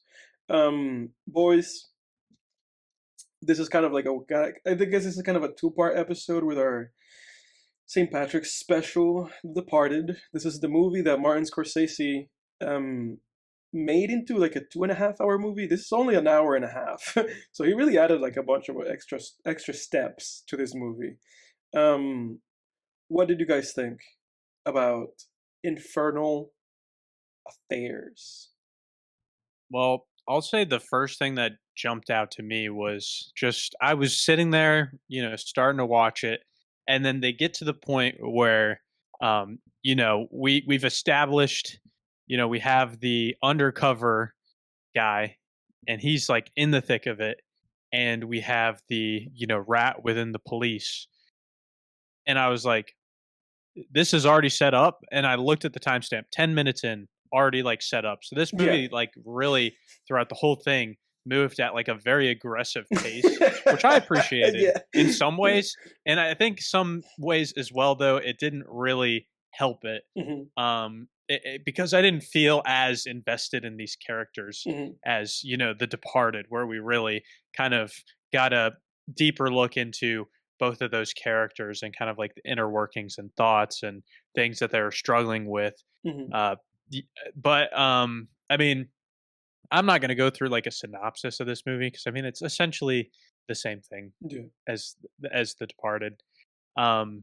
It definitely gave off some 2000s vibes. Like they had some shots in the movie where it's like starts to like transition between two shots, and it does that like weird thing where like the old one just fades over top of the new image, and like it was really giving kind of like 2000s. The music too. The music was like very like in your face.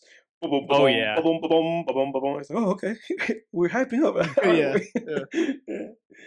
Very 2000s. It has that Saw look. Yeah, I agree. Yeah, you could take it, Jake. Oh yeah. Thought you were done, but I'll just talk for a minute, I guess, about it. Like, yeah. So, I guess there was like a few things. The way I kind of structured my review in my head, like while I was watching this, is just basically kind of comparing it to The Departed, like especially since that was the movie of last week. I think that's the best. That's just the way my brain kind of formed the review. So kind of like and I know this was before The Departed. So some starting off with, I guess, what it did better than The Departed. I will say there was a few plot elements that I thought were a little stronger. So, and I know that when we talked about The Departed, I know that you wanted to touch on some element of this movie, but we didn't mention it because we were going to watch it for this episode. So I'm interested in that. Yeah, it was basically like the ending, like how the ending's different. But so I'll get to that. But like, so the DiCaprio character, I gotta hang on. Let me pull this up real quick. The cast, so I can actually say like names here. The DiCaprio character was Tony. That's the name of the actor, but the name of the character was Chan Wing Yan. Yan, yeah. Okay, yeah. So So I think that's where like a lot of the improvements were made the with Chan, um, because essentially there's some major differences in this movie from DiCaprio's character. Hmm. The fact that he has been 10 years. undercover for 10 That was a years. Oh big. yeah. I wish that, and dude, and I know that's what you're gonna say. I Yeah. wished that watching The Departed, Scorsese had just like done something with that, because I was just like trying to think about The Departed, and I was like, it felt like DiCaprio was doing that for like a couple months, like That's dude, and it was supposed to be a year in The yeah, Departed, but that I only got that from the synopsis. yeah. Like, and he might mention it once, but it feels because of Scorsese's snappy editing, it feels like a month Dude, it feels that like he's no time, and somehow and in he's like, that I Yeah. time, can't be somebody else every day, and it's like this guy, Chan was 10 undercover for 10 years, man. years. And he was And that it guy's under lends. guy he was with that one guy, the Jack Nicholson guy, right? For 4 to 5 years of those 10 Yeah. years. Yeah. Doing Yeah. fucking cocaine. Right. And it lends a right. lot of credibility to his like undercover Yes. persona not being easily found out and like Yeah. suspect. Or I felt like, DiCaprio would have been more under suspicion Mhm, for mhm. only Yeah. been with the crew for a year Mhm. versus I think he said he was with him for 3 and with some other gangs or other bosses for like the other part. Mhm. Yeah. So yeah, and it also, from my understanding, that's like it actually dealt with, because I don't think DiCaprio did drugs once in The Departed, No, he but did not. No. real life undercover cops, that's actually a big part. Like they really do struggle with not only having to pretend to be somebody else for a very long time, but also getting addicted to drugs because Yeah. they have to play the part of the criminal.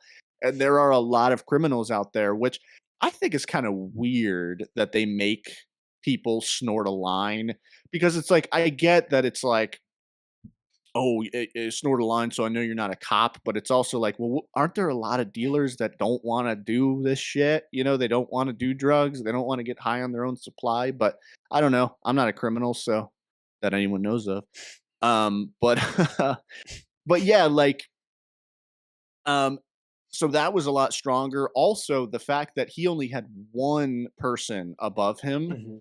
So the Martin Sheen character in this movie, Mhm. there's no Wahlberg character in this movie. Mhm. Mhm. So the fact that he only had one person above him, when that guy dies, he truly was the Yes. last link. Yeah. Yeah. Whereas when Martin Sheen dies in The Departed, it's like, well, you still have Wahlberg. So Yeah. and they tried to do that shit in The Departed. They tried to explain it away, where it's like Wahlberg punches fucking whatever, Alec Baldwin in the face. No, he punched Matt Damon. Matt Damon. But yeah, so Go ahead. but yeah, so they try to explain it away in The Departed, where it's like, oh, Mark Wahlberg's character gets put on leave. It's like, well, it doesn't fucking matter. Like, Yeah. go find him on White Pages or Yellow Page, whatever it is. Look him up and call him. Yeah. But in this movie, it's like, oh, he truly is like alone. Mhm. Mhm. So that was pretty strong. And then one thing, I guess, before I get to the negatives, things that I guess I'm neutral on that aren't better or worse than The Departed. I think it's just kind of neutral, maybe. Possibly, I don't know. Okay, so maybe I'm a little mixed on the different ending, because I just don't feel, because I know what they were going for with this, Mhm. where it's like, oh, now the Matt Damon character, I think his name's Ming. Ming. In this Yeah. yeah. In this movie, he basically doesn't get punished because there's no Wahlberg character to shoot him. Mhm. So Mhm. he doesn't get punished, and he just has to kind of live with this crime. Yeah.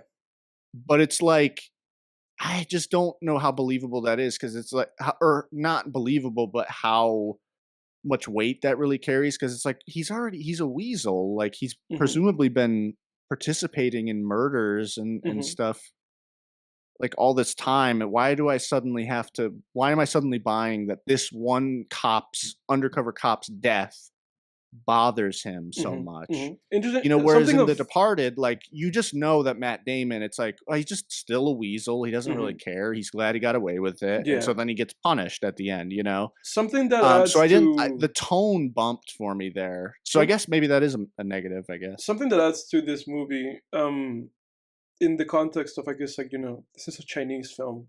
Um, Mm. it's that the original title is Unceasing Path. I think there was an attempt, and I don't know if you were gonna get into this. Um, and if you were, then we can just kind of talk about it. There was an attempt in this film to make his character be conflicted.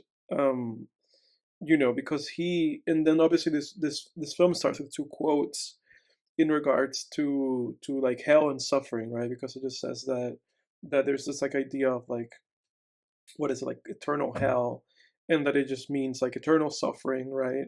And I think the name of the movie being Unceasing Path, I think that the idea with the movie is almost like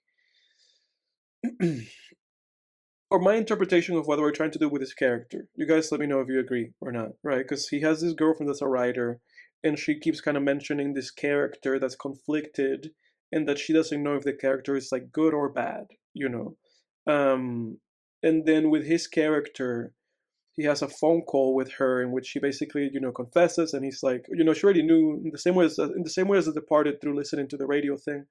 Um, he like goes like, oh, I'm gonna turn myself in, whatever. And he tells Yan, he's like, I'm turning a new leaf, like I'm gonna be good. Like he's basically just trying to imply that he's distancing himself from a life of crime and that he just wants to be a good guy. Unclear on the motivation of why he killed his previous boss. The only thing that I can suss out is that because the police guy Wong, because he died, he was like, well, you killed Wong, so I'm gonna kill you. I guess that was his motivation. I couldn't extrapolate anything else out of that. Um, but I guess, the implication, and I know that I think, Jake, that you were getting to this, was that he was, because he's still alive, he's just like living a life of like guilt, of like suffering. But go ahead. I interrupted you, but go ahead. Yeah. Yeah, and I guess it just didn't really it didn't really do it for me. Like I actually found like Matt Damon's character a little more believable. Yeah.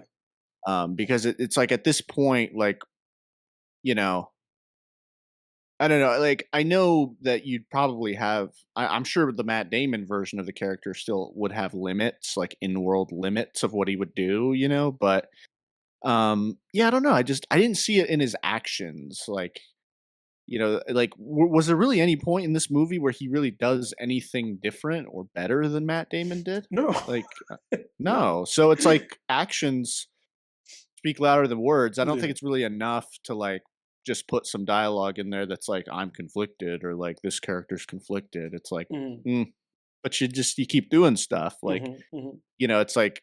But generally, when you see like strong conflicted characters, like in you know here we go again, me mentioning these shows, but Breaking Bad, I Better knew you were Call gonna say Breaking Saul. Bad. It's like there's like, there's some conflict, there's some hesitation, Yeah. there's some like different decisions are made.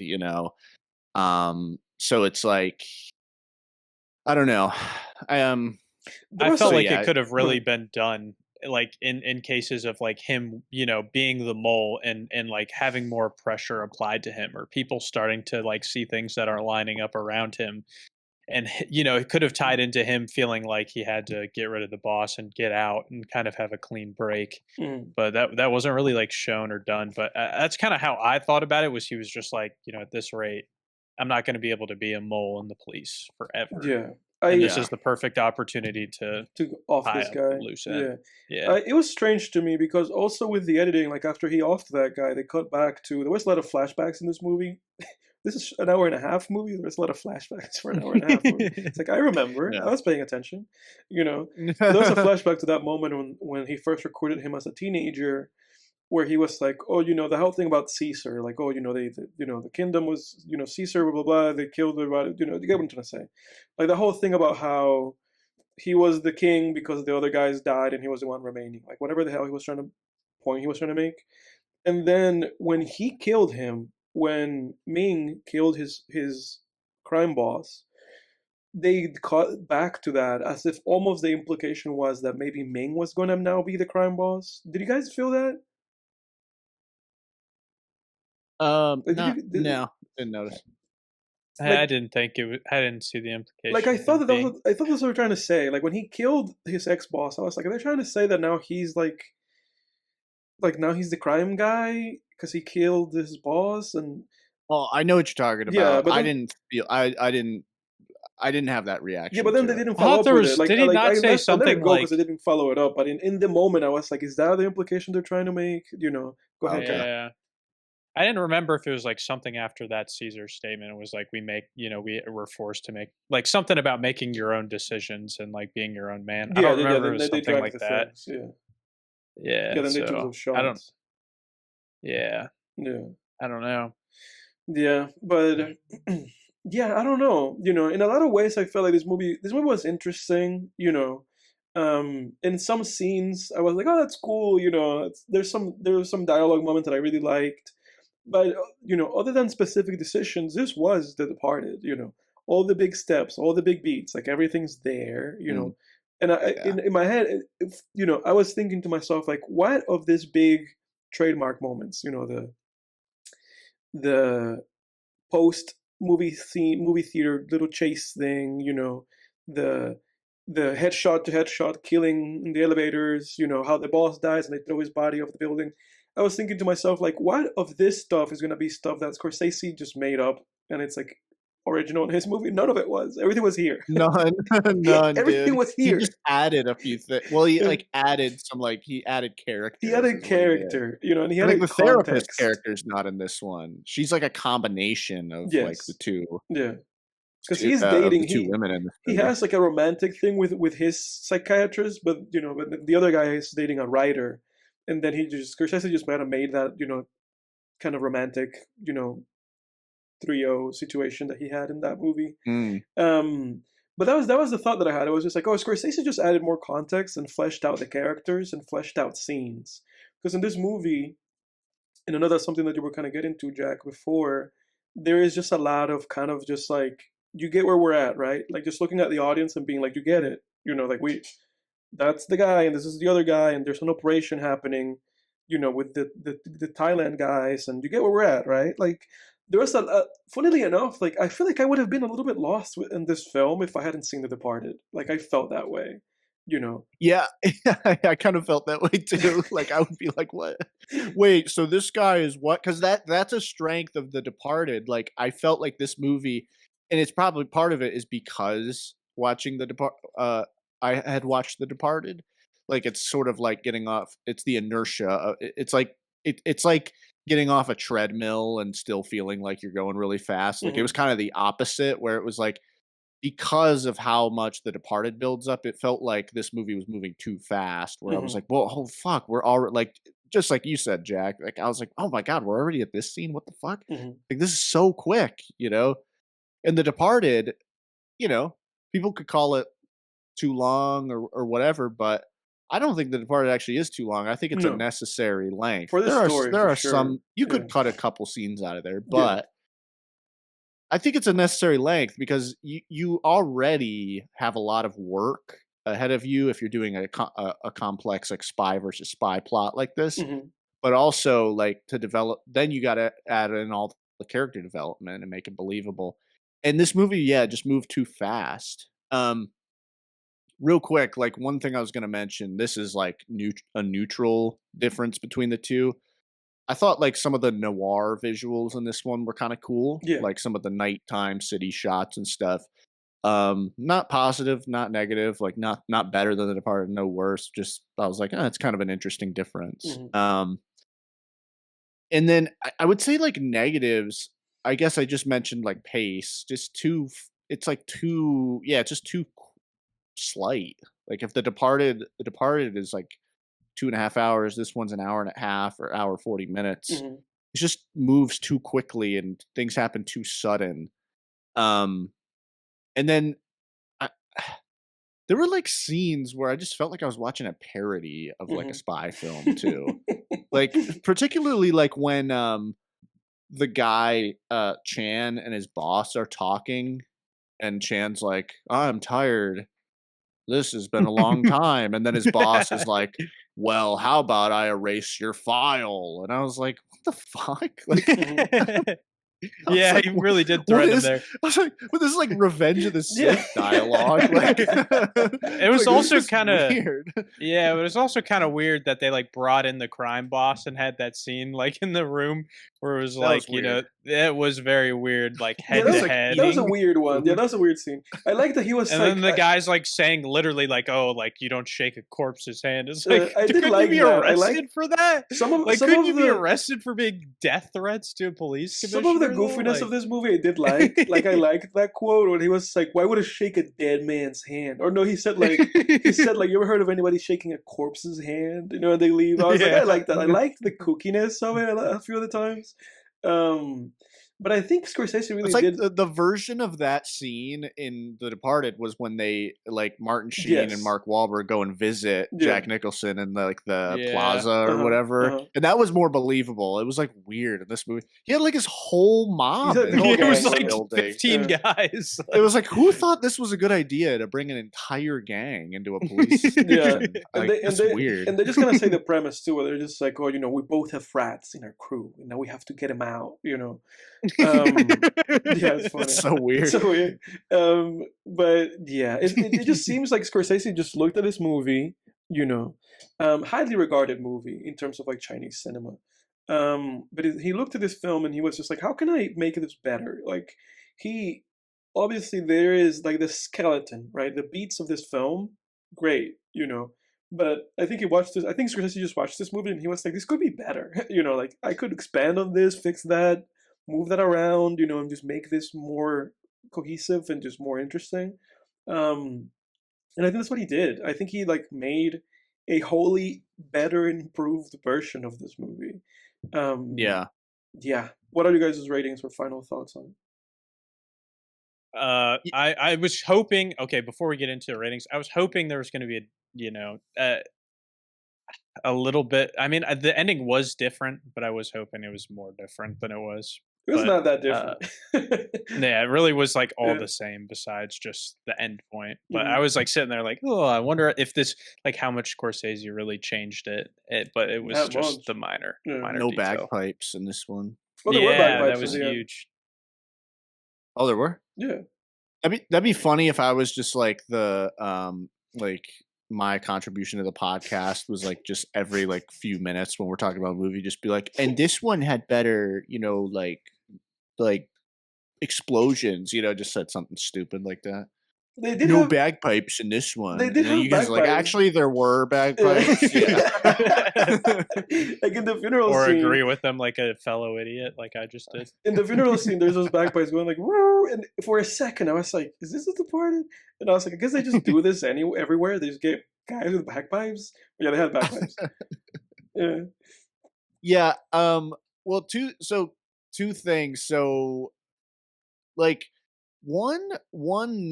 I'll finish up my last negative, and then I'll say there was one positive that I actually forgot. That was I thought was kinda cool, but my final kind of negative is just overall, and again, I think that part of this is just seeing The Departed first. Is like it's like watching this movie was like. It was like going back to standard definition after you've seen high definition. It was like you can't go backwards, you know. It was like it just felt lame. Like it just felt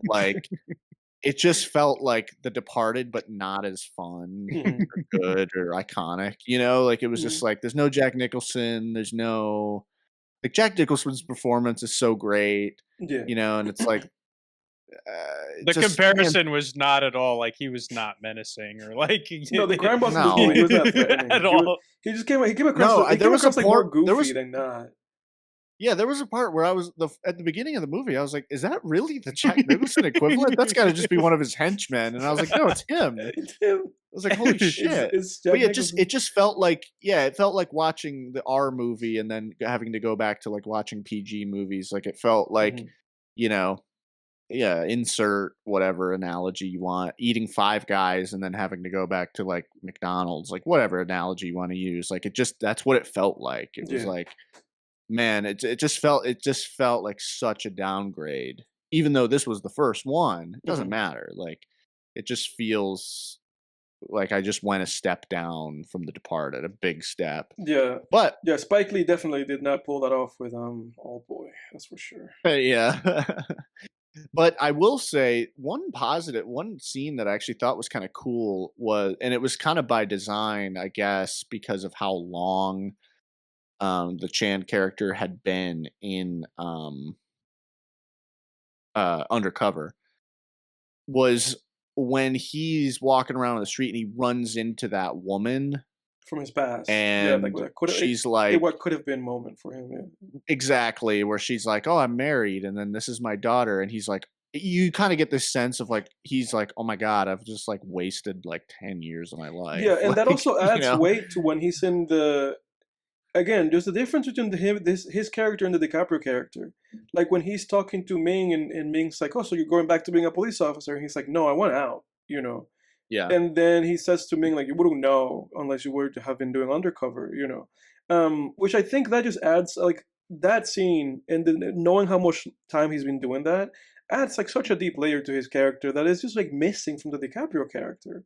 Like when for DiCaprio says that sure. he wants out, it's like, dude, you've been doing this for a year, you know, and you want out, you're Yeah, done with you being a police officer. fucking baby. Yeah, so it's like, I don't know, you know, it's just like the differences, right? Like, you know, again, like the character dynamics in this movie not as good. You know, the emotional impact of the scenes not as good. You know, there's not like a DiCaprio Martin Sheen relationship, right? You don't really feel that impact when the chief dies. You know, like the romantic relationships in this movie not as good, right? Like everything in this movie, right? Not as good. You know, they did a good job in terms of like the presentation and the filmmaking of this movie, but it also just pales in comparison to The Departed. Sadly, nothing really stands out like the scenes in that movie did, for the most part. Sadly, you know, because I was really looking for something in this movie, and it's like it's well made, obviously, but it's like nah, it doesn't stand out. Nothing really kind of popped, you know. And then the romantic relationships were just so like they left a lot on the floor. I laughed like there was so much to be desired of this relationships. Like when he told that lady that he had dreams about her, I was just kind of like, this is weird. You know, you only had one other scene. You know, and you guys are playing this weird romantic music. It's like, whatever, man. You know. Yeah. But that being said, there are elements of this movie that Scorsese chose to ignore. Small, tiny stuff like that, like him being undercover for 10 years, you know, in that moment where he saw somebody on the streets that he seemingly had a relationship with that woman. And even she had this moment of being like, oh, you know, maybe it was funny with her character, like the woman, because it almost felt like she also felt like, oh, that guy got away, you know, that guy could have been, you know, the dad of my kids or something. Because then she was at his funeral and she was crying. So there's like a lot. There's like a handful of things in this movie that could have been reincorporated that Scorsese just left on the cutting room floor that would have made The Departed better. Um, but alas, we have a tale of two different movies. Yeah, Yeah. I would give this movie a 5 out of 10. Thought it was just kind of average. yeah, That's where I'm at. that's where 5 you're for at. me. I'm at also a 5. So it's a 5. We don't even have to do like I'm Wow. doing the totals, you know, now. So I think that's it's 5. 5. Yeah, We what don't even did have to you aggregate it. It's What's just the a 5. average of 3 5s? Okay, I'm gonna tell. This is a little test for you guys. No cheating. If you're looking at this on Letterboxd, go and look somewhere else. Um, I'm gonna read you the little tagline for the movies, and you tell me which one's The Departed and which one is Infernal Affairs. Um, Like he speaks in Chinese when he's reading the Infernal Affairs one, and then he's like, "Okay, which one is that?" So, loyalty, betrayal, honor. Okay, that's one of them. It's one of the taglines for one of the two movies. And then the other one is cops or criminals. When you're facing a loaded gun, what's the difference? That's The Departed. That's a line Yeah, from The Departed. Yeah, Yeah, and Jen, then so honor, like the Mm. China. Yeah, it's definitely the like first one sounded. This first one I yeah, thought it kind of was gives Infernal itself Affairs away. before the second Yeah. one, but But that cemented it. okay, that's it for Infernal Affairs, everybody. Boys, is there anything you guys want to talk about? If not, we can go straight to our recaps. Um, Real quick, I had a strong desire to kind of share a little bit about what I'm writing at the moment, actually, but I'll be really Mm, quick. mhm. A quick pitch here. This is something I want to start doing. Is I want to start pitching some of my ideas on the podcast here because I want like feedback. This one I'm already kind of halfway through writing. I'm gonna be done with this book by like next month, but I want to start pitching stuff on here to get some like feedback and stuff and kind of refine my ideas. But um, still, obviously, still open to feedback for this one because I'm just working on the first draft right now. But as you guys know, I mentioned a few weeks ago, I think, that I had revisited the Diary of a Wimpy Kid books for fun, and I had this thought of like, and I don't think I mentioned this on the last podcast, but I had this thought of like, what if you did that format where it's a unique format, right? Where you have prose, like words, like a paragraph, and then you have a single panel cartoon, you know, Mhm. and it's just like paragraph, cartoon, right? And I thought, wouldn't it be cool if you had that format for in a book for an adult audience, right? Like, Yeah. so essentially Diary of a Wimpy Kid, but for adults. And there's nothing like that. I scoured the internet and I asked ChatGPT and all this kind of different stuff. And so far, at least, I haven't really found anything like that. I mean, there's humor books out there that have like some little illustrations in them, but not exactly like Diary of a Wimpy Kid does it, where you have like actual comic panels. There's graphic novels or there's humor novels, but there's not really like an in between for adults like Diary of a Wimpy Kid. So, and one thing that I found interesting was there is Diary of a Wimpy Kid fan fiction online that is for an adult audience where like Greg's older, he's an adult now, and there's like cursing and sex and drugs in it and stuff. And I was like, well, what if you just did this but for an original idea? Mhm. So I started, I've been thinking about this for a few months now, for a little while. And the name of it's going to be about a probably the same length as a Diary of a Wimpy Kid book, so like 20,000 words.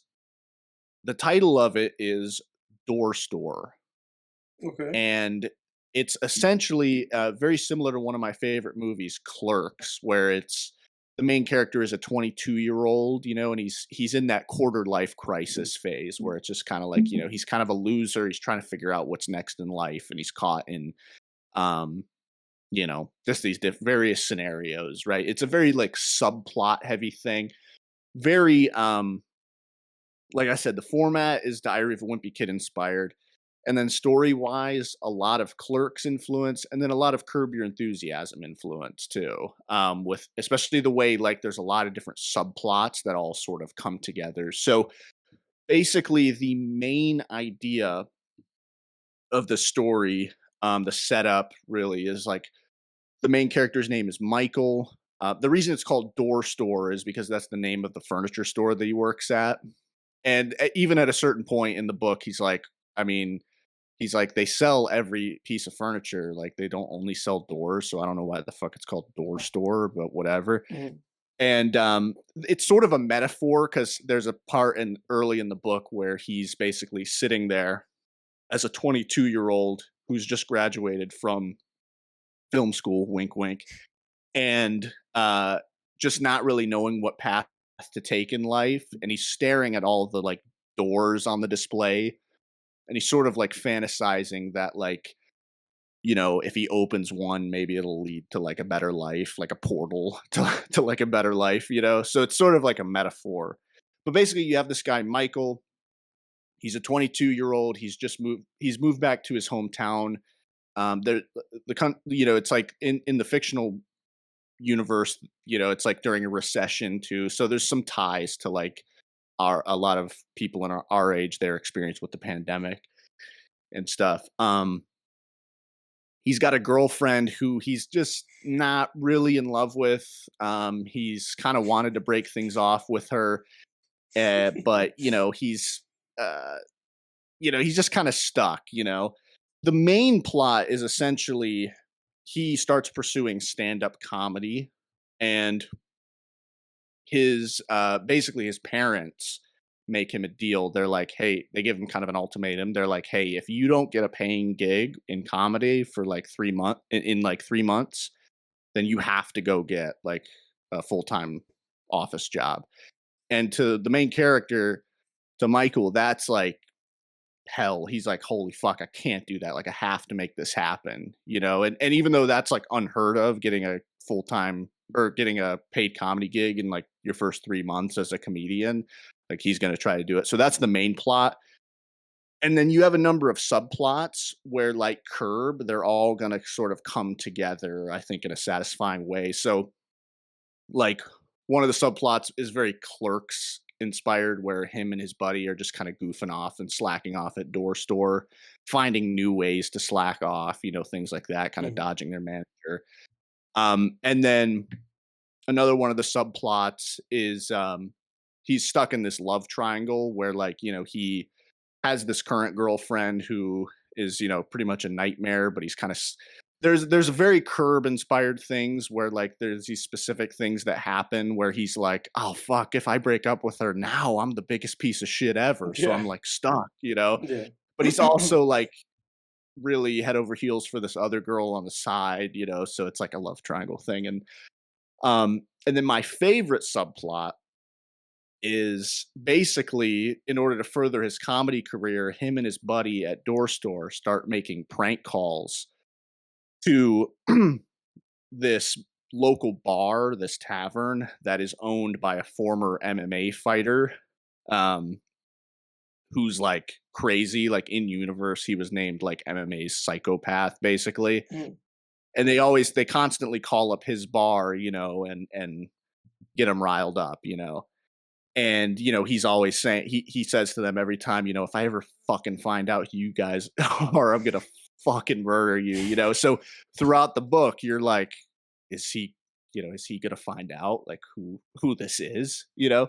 So anyway, those are like, that's the plot and the subplots, and those are all, I'm gonna have those all kind of come together, I think, in a satisfying way. But and that's Door Store. That's what I'm writing right now. Well, did I dig it? Obviously, thanks, man. I don't have like the illustrations, obviously. I just have to write the descriptions of them. So, but we'll see how it goes. I'll definitely try to see. You know, I got to find some literary agents that are looking for some more like out of the box things. But I really think there's a market for it. If you have people our age or older who are online reading, you know, adult fan fiction for Diary of a Wimpy Kid, Yeah. I think there's a market for this. You know, so I dig it, dude. I dig it. I really do. Thanks, man. I like it a lot. I really do. I appreciate me it, too. man. I can't wait to read it. Thanks, dude. Everybody, leave us some comments. If you have anything to add, or if you just are excited about that idea, please let us know. But in any case, boys, if one of you wants to go, we can go into our recaps. Yeah, I could do my recap real quick, just so I can, you know, fizzle out here, I guess. Yeah, I don't know. I don't even know what I'm saying. Right. Yeah, because it's like I'm still I've been talking for like minutes now, so I might as well just keep going. All right, rapid fire. I watched. It's been a couple weeks now, so I watched a thriller called Watcher with Micah Monroe. The girl from It Follows? Yeah. It starts off, it's a thriller that starts off pretty promising and then just sort of goes downhill and ends up being pretty disappointing. I didn't really like it. Yeah, just kind of shrugged during the credits. I'm like, whatever. 4 out of 10. And then I rewatched Meet the Parents. Really? Yeah, with Ben Stiller. Yeah. Because I have met my girlfriend's parents before, but we were staying with her parents for like a week last week. And so I was like, oh, this is actually a good choice for me and you to watch. And so we watched it. And she had never seen it before. And like, it's a pretty funny movie, but I also think it's a little cheap. Because I think like sometimes comedy movies, it's like they started with a bunch of jokes and then they were like, or gags or funny situations, and then they're like, let's write a story around those. because all Meet the Parents is just disaster after disaster, disastrous Yeah, situation after yeah. disastrous That was kind of situation. Ben Stiller's thing for a while, just being like the awkward like guy, like the cringe guy. Yeah. Yeah. Yeah. Oh, like, oh, what would happen if you flush the toilet and like it all overflowed Mhm. and, the septic tank broke? Oh, what would happen if you accidentally lost the cat? Oh, and what if he's like climbing on top of the house and then he breaks something up there? It's just like, it's all these like nightmare scenarios, and Mhm. there's none of the characters like have like his girlfriend in the movie is just like a dud. Like, Mhm. nobody has any real like, I don't know, characterization or anything. And then I actually watched The Boss Baby. Um, Why? one Why did you do that? dude, I don't know. I wanted to put on something stupid in the background. Yeah.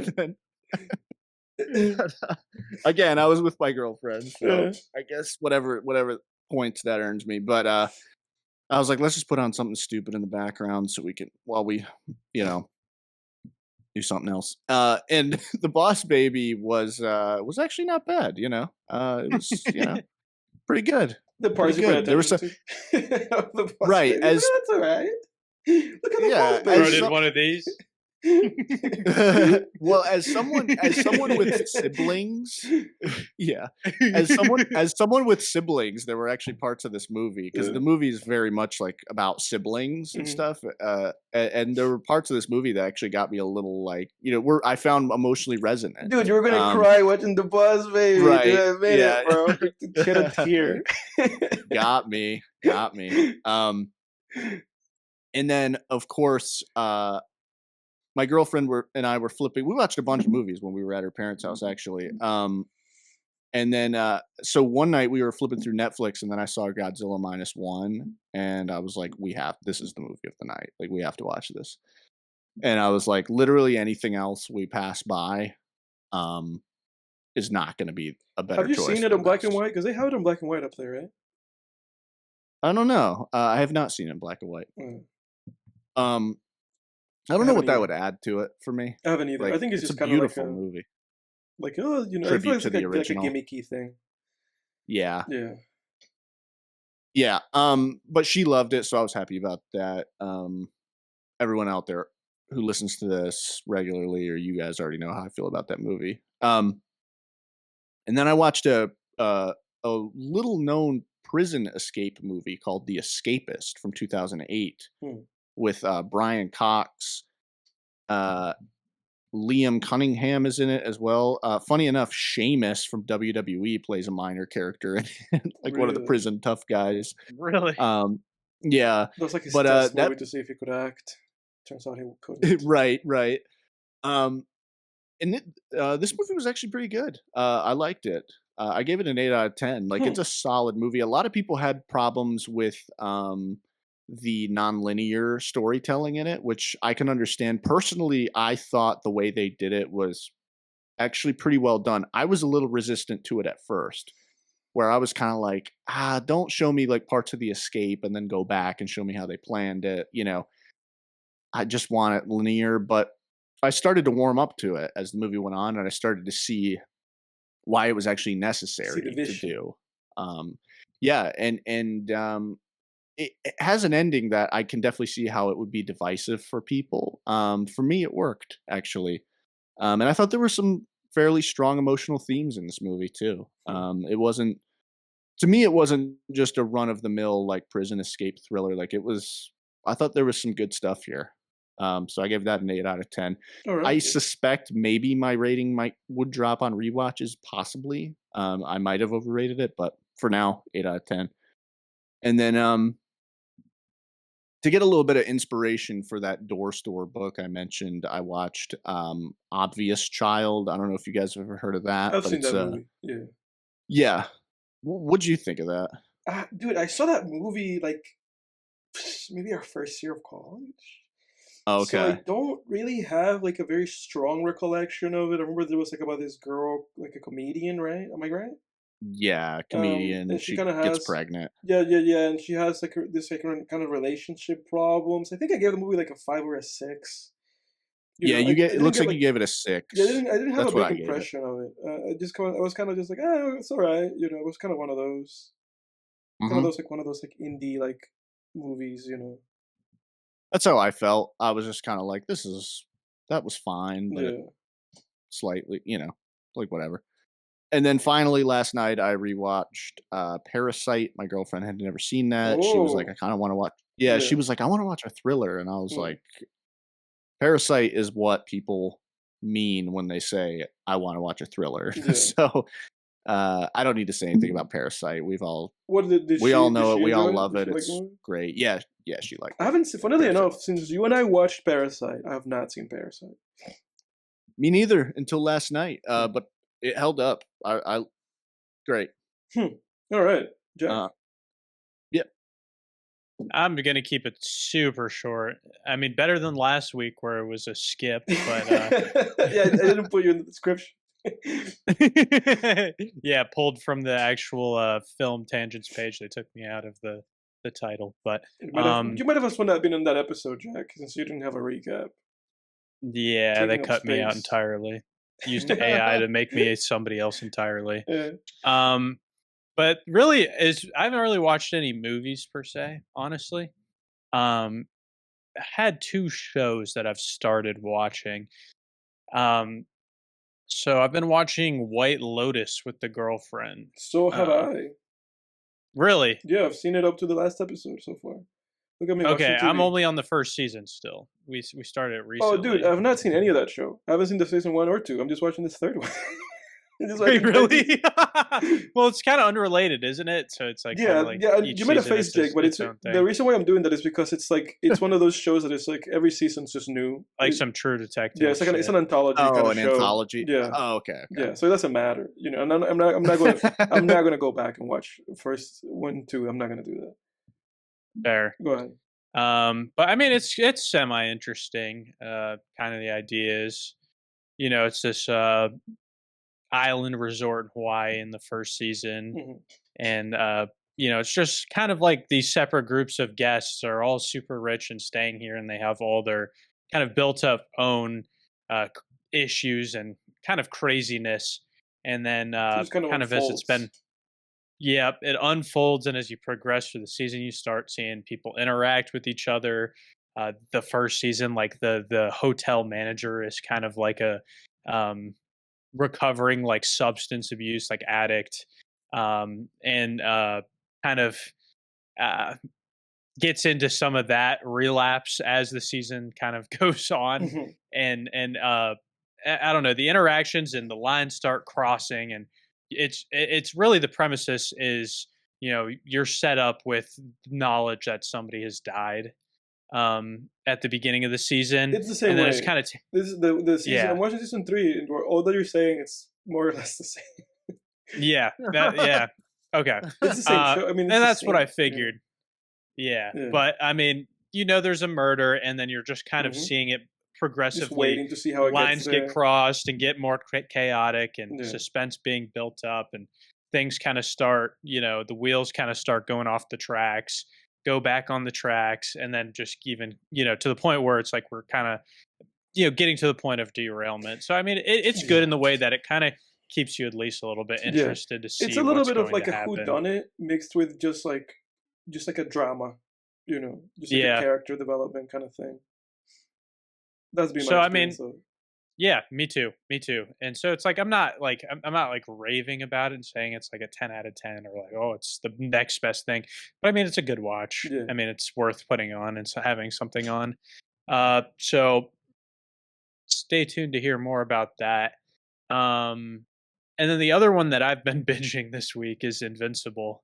With the It's been third all over season my coming out. timeline. All over my timeline. Yeah, I've only seen the first episode of that show, but it's like all over my timeline. Yeah, and I saw a TikTok today, which would be kind of funny to bring up, but it was like they had like a filter where it was like every time you say Invincible, because in the show, every time they kind of lead to their breaks with like being like starting like a sentence where somebody will like end with like Invincible, and then instead of saying it, they bring up the title It's pretty and they'll like do things. They'll like blood will splatter or like something across it.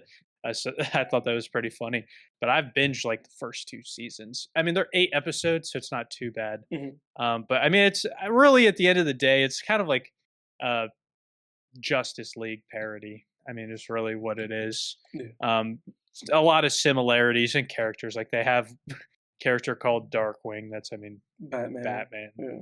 essentially. Yeah. And they had like a Martian, and I mean, so it's like very different, different characters, but like the same in some ways. But I mean, I've really enjoyed it so far. It's been like an easy, like fun watch where it's like, uh, put it on, can like pay attention as much as you want to or not. But um, the cool thing though that I think is like, at least as far as I've got 2 seasons in, is like, you know, Superman at least kind of had like the kryptonite thing going for him, like where it's like, oh, there's a weakness, These don't have any weakness. and not these guys don't really have the weaknesses. I mean, this guy, there's not like any like quote unquote like material like to do that. I mean, there's other people from his same planet that um have the same powers, Mhm. kind of like you see in Superman. Um but it's kind of been leading it up to kind of a confrontation of with kind of an overarching thing of uh I don't know. I don't want to spoil it too much. I don't know if you're gonna watch it, Edward, I but want to. I want to. I've seen the first episode, and I'm just kind of like, I'll watch it. You know how I am with yeah. television. The television to me. I want to have You like have a a gripe big. with I want to TV. have like a big, um, tangent at some other future episode about television. But yeah, television's fucking television. But it's fun. It's definitely very adult, and like there being violence and uh, you know, all the adult content type things. So it kind of gives me the vibe and the art feel of like our old Batman or other kind of cartoons of our even like the Spider-Man, like stylistically, some of those cartoons in an adult form. That's Yeah. like it's fun to watch. So I've been enjoying that, and I'm going to be working through third season after we get off tonight. So All that's right, kind dude. of all I got for recap. Okay, for me, I watched a couple of movies. Let me see.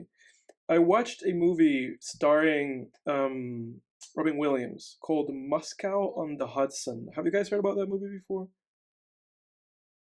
No. No. Let me see. It's literally like from the 80s. It's a 1984 movie, directed by Paul Mazursky. And this is the tagline of it. It says Vladimir Ivanov, which is Robin Williams' character, walks into a department store to buy blue jeans, walks out with a girlfriend, an immigration lawyer, and a buddy. His life and Earth will never be the same. This movie literally, to keep it as brief as possible, like the summary of the film, it's literally about him being like this musician from Russia, right? But like from Soviet Union Russia. So he's just kind of like, I gotta get out of here, right? Or rather, the movie starts with his best friend being like, I'm gonna defect. That's the whole idea, and it's a comedic drama. And then when they're in New York, because they go to New York to perform as musicians, because he's part of a circus, they take their circus to New York. And then while in New York, his friend chickens out of defecting, but something comes up with Robin Williams, and he's like, I'm gonna defect. And so then he defects.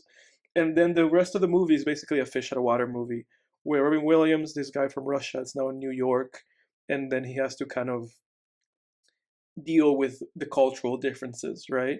The only impressive part about this film is the fact that Robin Williams speaks Russian for like the first 30 minutes of this movie.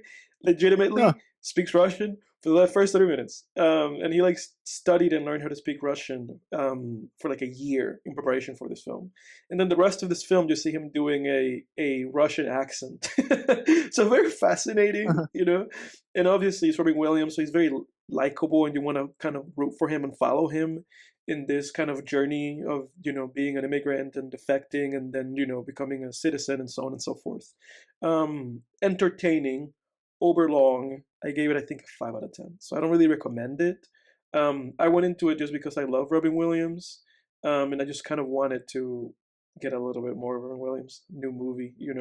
So if you like Robin Williams, I think you're gonna like this movie, or at least enjoy watching it. Otherwise, it's not for you. that's the only piece of media that I've been watching, other than the White Lotus, which I just second everything that you said, Jack. So I don't really have Yeah. much to add with that. And then very briefly, I will talk about this. I listened to Lil Simz. You guys know who Lil Simz is? No, I don't think so. Lil Simz is a British rapper. She's a British female rapper. This is kind of like the poster of her album. She has a few albums. One of them is called Gray Area. The other one's called No Thank You. And then the kind of the most popular one, which was her sophomore album, is called Sometimes I Might Be Introvert. I don't know if you guys have heard of it. This is the cover for it. She is a great rapper, great musician. She's made great albums. I think her first album and the second album are like really good, great albums. And then her last album, No Thank You, feels a little bit of like this kind of Lauryn Hill renaissance, where she kind of gets into this bag of kind of talking about her personal experiences and kind of a lot of religious experiences. Mm. I think she's great. I really love the music. If you guys want to give her a taste and just see how her music vibes with you, you can listen to a song by her called Venom off of her first album, or you can listen to the song Introvert or Woman off of her second album, I Might Be Introvert. My favorite song out of all of her songs, though, I think is Who Even Cares from her album No Thank You. I highly recommend Lil Simz to both of you guys, to anybody listening, just to give her a shot and give her a try, because I think her music is legitimately like really great. Okay. I And gotta Venom and at it. she's had a lot of like positive feedback and a lot of like critical acclaim, so I'm not alone in that. But she's just somebody that people don't talk about very often. Um, Other than that, I listened to Lorde's Melodrama in my L journey, and I thought it was very melodramatic, like the album title says. When I listened to Melodrama actually back when it came out, and I liked it. Re-listening to it now, I don't like it anymore, just because it feels so kind of like teenagey, energy. Obviously, I was a teenager then, and she was a teenager too, and now it kind of feels really disconnected emotionally for me. Um, that doesn't speak of the quality of the album, but I just think it doesn't resonate with me anymore. So I didn't really vibe with that very much. And ultimately, to end this podcast, I listened to Little Yachty.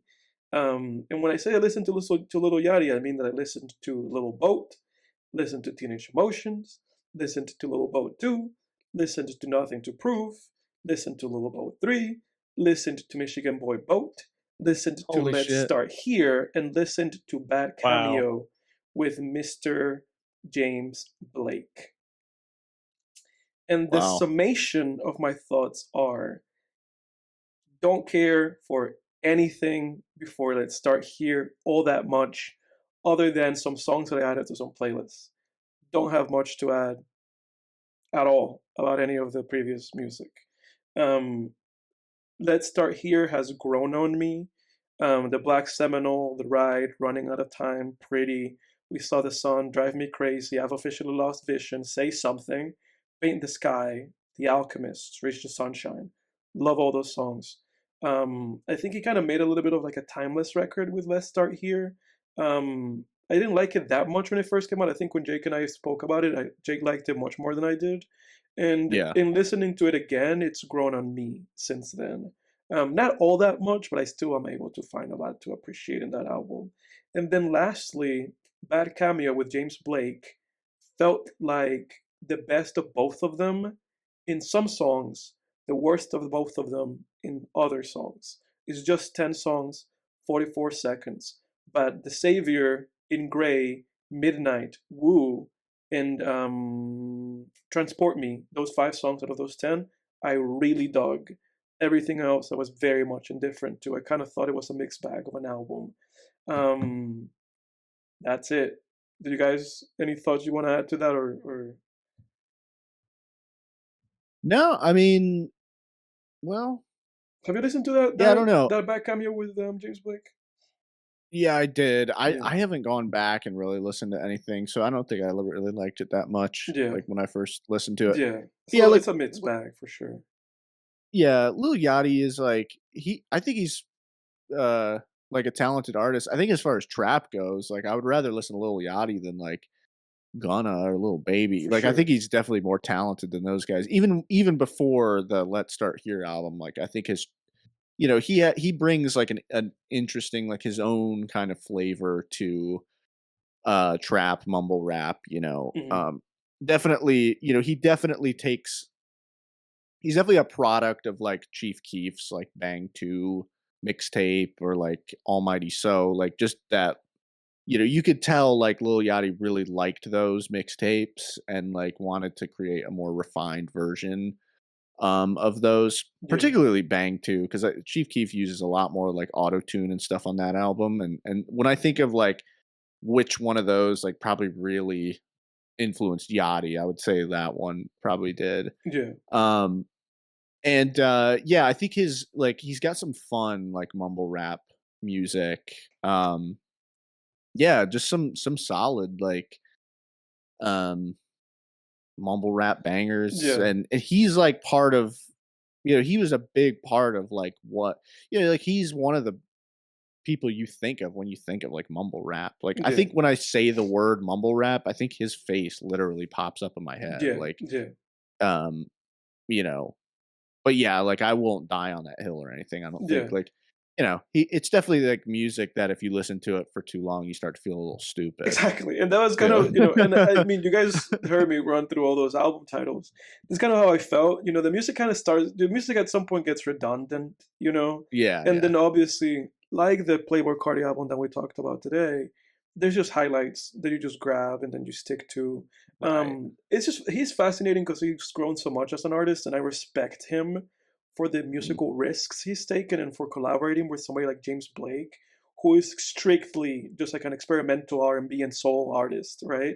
And then making this project with him that, even though it doesn't turn out, there's enough to get out of that.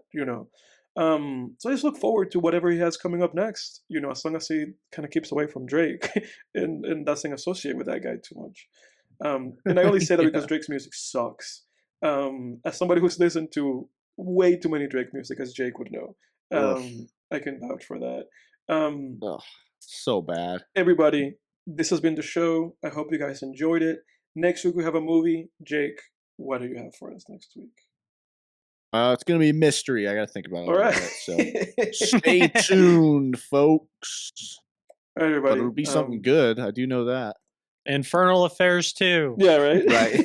There's three of them. Yeah, let's only consume this story now. Or this. Yeah. But yeah. Everybody. Thanks guys. Next time on Film Tangents. We're out. Peace.